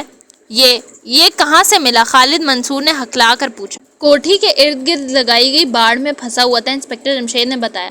وہ اسے غور سے دیکھنے لگا، جیب سے اوزار نکال کر بھی معائنہ کیا، سورج کی شعاؤں کے سامنے رکھ کر بھی دیکھا، اس کی پیشانی پر بل سب صاف دیکھ سکتے تھے۔ آخر اس نے کہا، میں کسی صحیح نتیجے پر نہیں پہنچ سکتا۔ کیا مطلب؟ عارف بھائی نے حیرت زدہ لہجے میں کہا۔ میں شومی جیولرز کا مالک ضرور ہوں، لیکن ہوروں کی پہچان کا ماہر نہیں ہوں۔ اگر آپ مجھے فون پر بتائے دیتے کہ اس مقصد کے لیے بلایا جا رہا ہے تو میں اپنے ایک سیلز مین کو لے آتا، وہ اس معاملے میں اپنا جواب نہیں رکھتا، صرف چند سیکنڈ بعد بتا دے گا کہ یہ اصلی ہے یا نقلی۔ خیر کوئی بات نہیں، اسے اب بلا لیتے ہیں، انسپکٹر جمشید بولے اور وہ فون کرنے لگے۔ تھوڑی دیر بعد محمود فاروق اور فرزانہ نے دیکھا۔ آنے والا وہی سیلز مین تھا جس نے انہوں نے ملاقات کی تھی اور اس نے اپنا نام فاروق سیر بتایا تھا۔ خالد منصور نے ہار اسے تھماتے ہوئے کہا، یہ بتاؤ یہ ہار اصلی ہے یا نقلی؟ چند سیکنڈ تک وہ اس کا بغور معائنہ کرتا رہا اور پھر بولا، یہ ہار 100% اصلی ہے۔ وہ سب حیرت زدہ رہ گئے۔ فرزانہ کی بات سن کر سب کو یقین ہو چلا تھا کہ ہار نقلی ہوگا، لیکن وہ تو اصلی ثابت ہوا تھا۔ ہار مل گیا تھا لیکن قاتل کا دور دور تک پتہ نہ چلا تھا۔ اچانک انسپکٹر جمشید اچھل کر کھڑے ہو گئے اور تیز آواز میں بولے، اکرم میں ابھی آتا ہوں، سب لوگ یہیں ٹھہریں، کوئی بھی باہر نہ جائے۔ یہ کہتے ہوئے وہ باہر نکل گئے۔ محمود فاروق اور فرزانہ کو اچانک کوئی خیال آیا۔ انہوں نے میز پر دیکھا، ہار میز پر نہیں تھا۔ ارے ہار کہاں گیا؟ فاروق کے منہ سے نکلا۔ مجرم کون؟ ابا جان شاید ہار اپنے ساتھ ہی لے گئے ہیں، فرزانہ بولی۔ سوال تو یہ ہے کہ یکایک انہیں ہوا کیا؟ محمود بولا۔ یہ تو وہ آ کر ہی بتا سکیں گے، فاروق نے کہا، اور پھر سب سوچ میں گم ہو گئے۔ آدھے گھنٹے کے بعد انسپکٹر جمشید کی واپسی ہوئی۔ وہ آتے ہی صوفے میں گر گئے اور بولے، اس کیس نے کافی پریشان کیا۔ اب میں آپ کو بتاتا ہوں کہ چور اور قاتل کون کون ہو سکتا ہے۔ ہار 1 سال پہلے اس گھر میں آیا تھا، وہ 1 لاکھ روپے کا تھا۔ یہ بات گھر کے ہر آدمی کو معلوم تھی۔ سب سے پہلے میں فواد حاتمی کو لیتا ہوں۔ اگر ہمیں بتایا گیا ہوتا تو یہ کہا جا سکتا ہے کہ شاید فواد حاتمی صاحب نے خود ہار کو غائب کر دیا ہے۔ انہوں نے یہ کام اسلام الدین کے ذریعے کرایا اور پھر اسے قتل بھی کرا دیا، لیکن چونکہ ہار کا بیمہ نہیں کرایا گیا تھا اس لیے ان پر کسی صورت بھی شک نہیں کیا جا سکتا تھا۔ نمبر 2 میں روبینہ آتی ہے، لیکن انہیں بھی ہار چرانے کا کوئی فائدہ نہیں پہنچتا۔ اب میری نظر شہزاد حاتمی پر گئی، میں نے ان کے بارے میں معلومات کرائی ہیں۔ یہ فضول خرچی کے عادی ہیں، دوستوں میں بے تحاشا دولت اڑاتے ہیں، اور فواد حاتمی صاحب انہیں اتنا جیب خرچ نہیں دیتے کہ یہ دونوں ہاتھوں سے دولت لوٹا سکیں، لہٰذا ادھر ادھر سے قرض لیتے رہتے ہیں اور انہیں دوسروں کے ہزاروں روپے دینے ہیں، اس لیے ان کا زبردست امکان ہے کہ ہار انہوں نے چرایا ہو۔ لیکن یہ بات سمجھ میں نہیں آتی کہ انہیں اسلام الدین کے بارے میں کس طرح معلوم ہو۔ یہ غلط ہے، میں نہ چور ہوں نہ قاتل۔ شہزاد حاتمی چلا اٹھا۔ خاموشی سے سنتے رہیے، ان کے بعد شک میں عرفان قادری آتے ہیں۔ یہ فواد حاتمی کے دوست ہیں، لیکن کوئی کیا کہہ سکتا ہے کہ کب دوست کی نیت خراب ہو جائے، لہٰذا یہ بھی چور اور قاتل ہو سکتے ہیں۔ رہ گئے عارف بھائی، یہ سیکریٹری ہیں، ان کی تنخواہ اگرچہ کافی ہے لیکن مہنگائی کے اس دور میں آسانی سے گزارا نہیں ہو سکتا۔ انہوں نے سوچا ہو کہ کیوں نہ ہار چرا کر غربت دور کر لی جائے۔ یہ کہہ کر انسپکٹر جمشید ایک لمحے کے لیے رکے۔ اف، آپ تو سب کو قاتل اور چور بنا دے رہے ہیں، عارف بھائی تھر تھرا کر کانپتی ہوئی آواز میں کہا۔ ان سب کے بعد شاکا کا نمبر آتا ہے، مجھے سب سے زیادہ شک اس پر گزرا۔ حاتمی صاحب کا ڈرائیور ہے، کئی سال کا ملازم ضرور ہے لیکن بعض برسوں پرانے ملازم بھی دھوکہ دے جاتے ہیں۔ یہ تھے گھر کے کل افراد جن پر چور اور قاتل ہوئے کا شبہ کیا جا سکتا ہے۔ یہ کہہ کر انسپکٹر جمشید خاموش ہو گئے۔ چند لمحے کے لیے کمرے میں موت کا سناٹا طاری ہو گیا۔ تو آخر مجرم ہے کون؟ آپ نے یہ تو بتایا ہی نہیں، فوراً حاتمی نے بے چین ہو کر کہا۔ ہاں مجرم تو ان میں سے کوئی بھی نہیں، وہ بولے۔ جی کوئی بھی نہیں؟ تو پھر مجرم کون ہے؟ ہار کس نے چرایا تھا؟ قتل کس نے کیا تھا؟ کئی آوازیں ابھریں۔ ہار جس نے چرایا تھا قتل بھی اسی نے کیا تھا، اور ہار اب تک اسی کے پاس ہے۔ انسپکٹر جمشید مسکرائے۔ لیکن ابا جان ہار تو آپ کے پاس ہے، فاروق نے بونکھلا کر کہا۔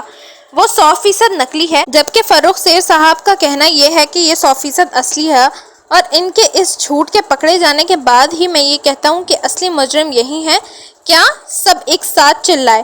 جی ہاں اکرم، اسے حراست میں لے لو۔ میں ابھی شہر کے سب سے بڑے جوہری کے پاس گیا تھا، اس کا کہنا ہے کہ یہ ہار تو 400-500 سے زیادہ کا نہیں۔ اکرم اور محمد حسین آزاد فوراً اٹھے اور انہوں نے فروخ سیر کو جکڑ لیا۔ اس کا رنگ اڑ چکا تھا اور تھر تھر کانپ رہا تھا۔ ادھر انسپکٹر جمشید کہہ رہے تھے، جب اس نے یہ کہا کہ یہ بالکل اصلی ہار ہے، میں نے اس کی آنکھوں میں بغور جھانک رہا تھا اور میں نے صاف محسوس کر لیا تھا کہ اس نے 100% جھوٹ بولا ہے۔ یہ غلط ہے، جھوٹ ہے۔ آپ کے پاس کیا ثبوت ہے کہ ہار میں نے چرایا ہے؟ فروخ سیر چلا کر بولا۔ ابا جان ثبوت میں پیش کروں گا۔ اس موقع پر محمود بول اٹھا۔ چلو تم ہی پیش کر دو۔ انسپکٹر جمشید مسکرائے۔ میں نے اس کے کوٹ کے کندھے پر رنگ لکھا ہے۔ ان کی دکان پر یہ رنگ نہیں کیا گیا، بلکہ یہ رنگ ابھی حال ہی میں اس کوٹھی میں کیا گیا ہے۔ اس کا مطلب ہے رات کے وقت کھڑکی کے نیچے بیٹھے ہوئے اس کا کندھا دیوار سے لگ گیا تھا۔ بہت خوب۔ اور کچھ؟ میں نے مسٹر خالد منصور کے کمرے کے فرش پر قدموں کے کچھ نشانات دیکھے تھے جو جوتے گیلے ہو جانے سے بنے تھے، اور اس وقت فروخ سیر گیلے ہاتھ لیے اندر آیا تھا۔ شاید یہ نل پر کھڑا تھا اور آس پاس جگہ گیلی تھی۔ گیلے ہو جانے کی وجہ سے اس کے جوتے کے تلے بھی گیلے ہو گئے تھے۔ ان نشانات میں اور کھڑکی کے آس پاس پائے جانے والے نشانات میں کوئی فرق نہیں۔ یہ نشانات میں تصویر میں بغور دیکھ چکا ہوں۔ شاباش! انسپکٹر جمشید بلند آواز میں بولے۔ آج تو ساری شاباشیں محمود ہی ہتھیا لیے جا رہا ہے۔ فاروق بڑبڑایا۔ تم باتیں بھگارتے رہے ہو نا؟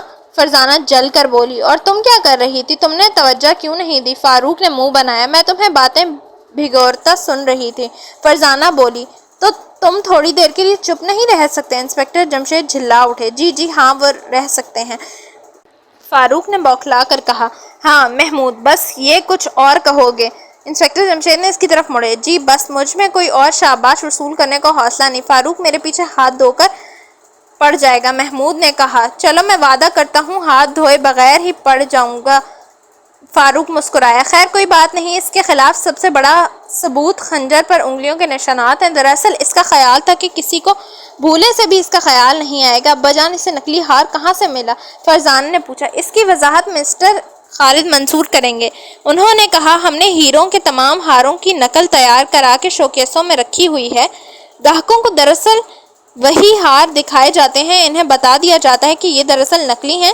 ان کے بالکل متعلق اصلی ہیرے کے ہار اندر سیف میں میرے پاس رہتے ہیں۔ جب کسی گاہک کو کوئی ہار پسند آ جاتا ہے تو میں سیف میں سے نکال کر خود اس کے حوالے کرتا ہوں۔ ملازم لوگوں پر تو بھروسہ نہیں کیا جا سکتا، اس نے بتایا۔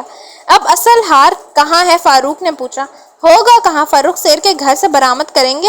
ویسے خالد منصور صاحب، اگر فروخ سیر آپ کے پاس وہ ہار اونے پونے فروخت کرتا تو کیا آپ خرید لیتے؟ فرزانہ نے اچانک کہا، اور انسپکٹر جمشید چونک اٹھے۔ وہ خالد منصور کی طرف دیکھنے لگے۔ کیا خالد منصور چوری کا مال خریدتے ہیں؟ ان کے منہ سے نکلا۔ جی ہاں، ہم نے یہ تجربہ کر چکے ہیں۔ اوہ، پھر تو ان کے خلاف تفتیش کی جانی چاہیے۔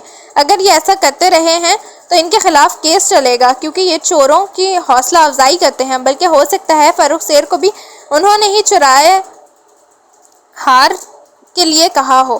نہیں، میرا اس معاملے سے قطعاً کوئی تعلق نہیں ہے۔ میں اس سے پہلے چوری کا مال ضرور خریدتا رہا ہوں، اس کی سزا بھی بھگتنے کے لیے تیار ہوں، لیکن فروخ سیر کے منصوبے کا مجھے کوئی علم نہیں تھا۔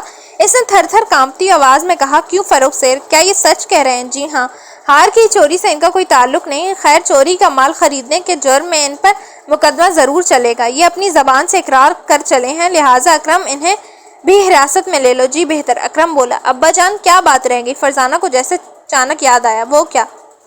فروخ سیر کو سلام الدین کے ماضی کے بارے میں کیسے معلوم ہوا؟ یہ تو وہ بتا سکے گا۔ کیوں فاروق، تم بتاؤ گے؟ آخر تمہیں اس کے بارے میں کس طرح معلوم ہوا؟ یا جب میں پولیس کے پاس بھی اس کا کوئی ریکارڈ نہیں تھا۔ میں بتاؤں گا انسان کو اس کے جڑوں کی سزا مل کے رہتی ہے۔ کسی زمانے میں بھی شہباز جانی کا ساتھی تھا، پھر اس نے چوری سے توبہ کر لی اور اس کے بغیر میں نے بھی چوری سے ہاتھ اٹھا دیا، ملازمت پیش کرنے لگا، کئی جگہ ملازمت کی ایمانداری سے۔ اس طرح شومی جیولرز تک پہنچا۔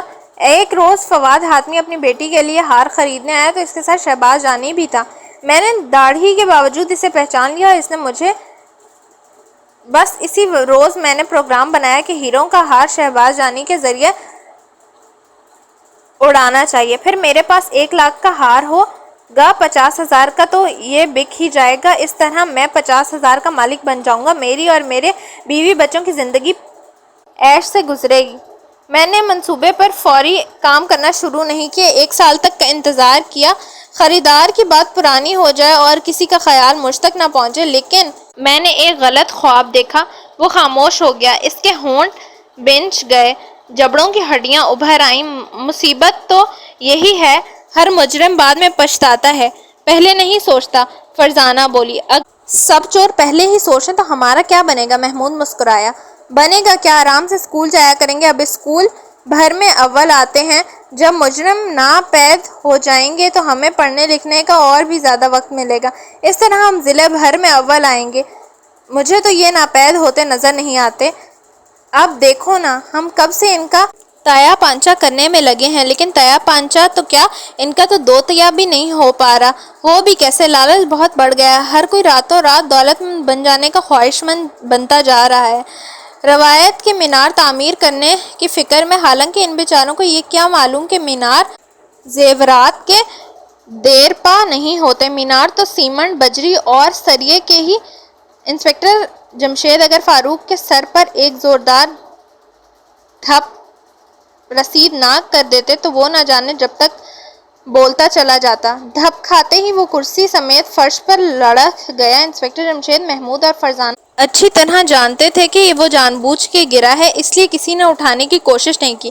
آخر وہ خود ہی اٹھتے ہوئے بولا، توبہ ہے، ہمدردی تو اس دنیا میں اس طرح غائب ہو گئی ہے جیسے گدھے کی سیر سے سینگ، سینگوں کے بغیر بھی بیچارے گدھے کو ہی رہ جانا تھا، اگر اس سے اتنی ہمدردی ہے تو اپنے سینگ دے دو اسے۔ محمود جلدی سے بولا، میں تیار ہوں، ہائے مگر میرے سر پر سینگ کب ہیں تمہاری طرح؟ فاروق نے جھلا کر کہا، اور وہ سب مسکرانے لگے۔ اکرم اور محمد حسین آزاد دونوں مجرموں کو لے کر دروازے کی طرف چل پڑے۔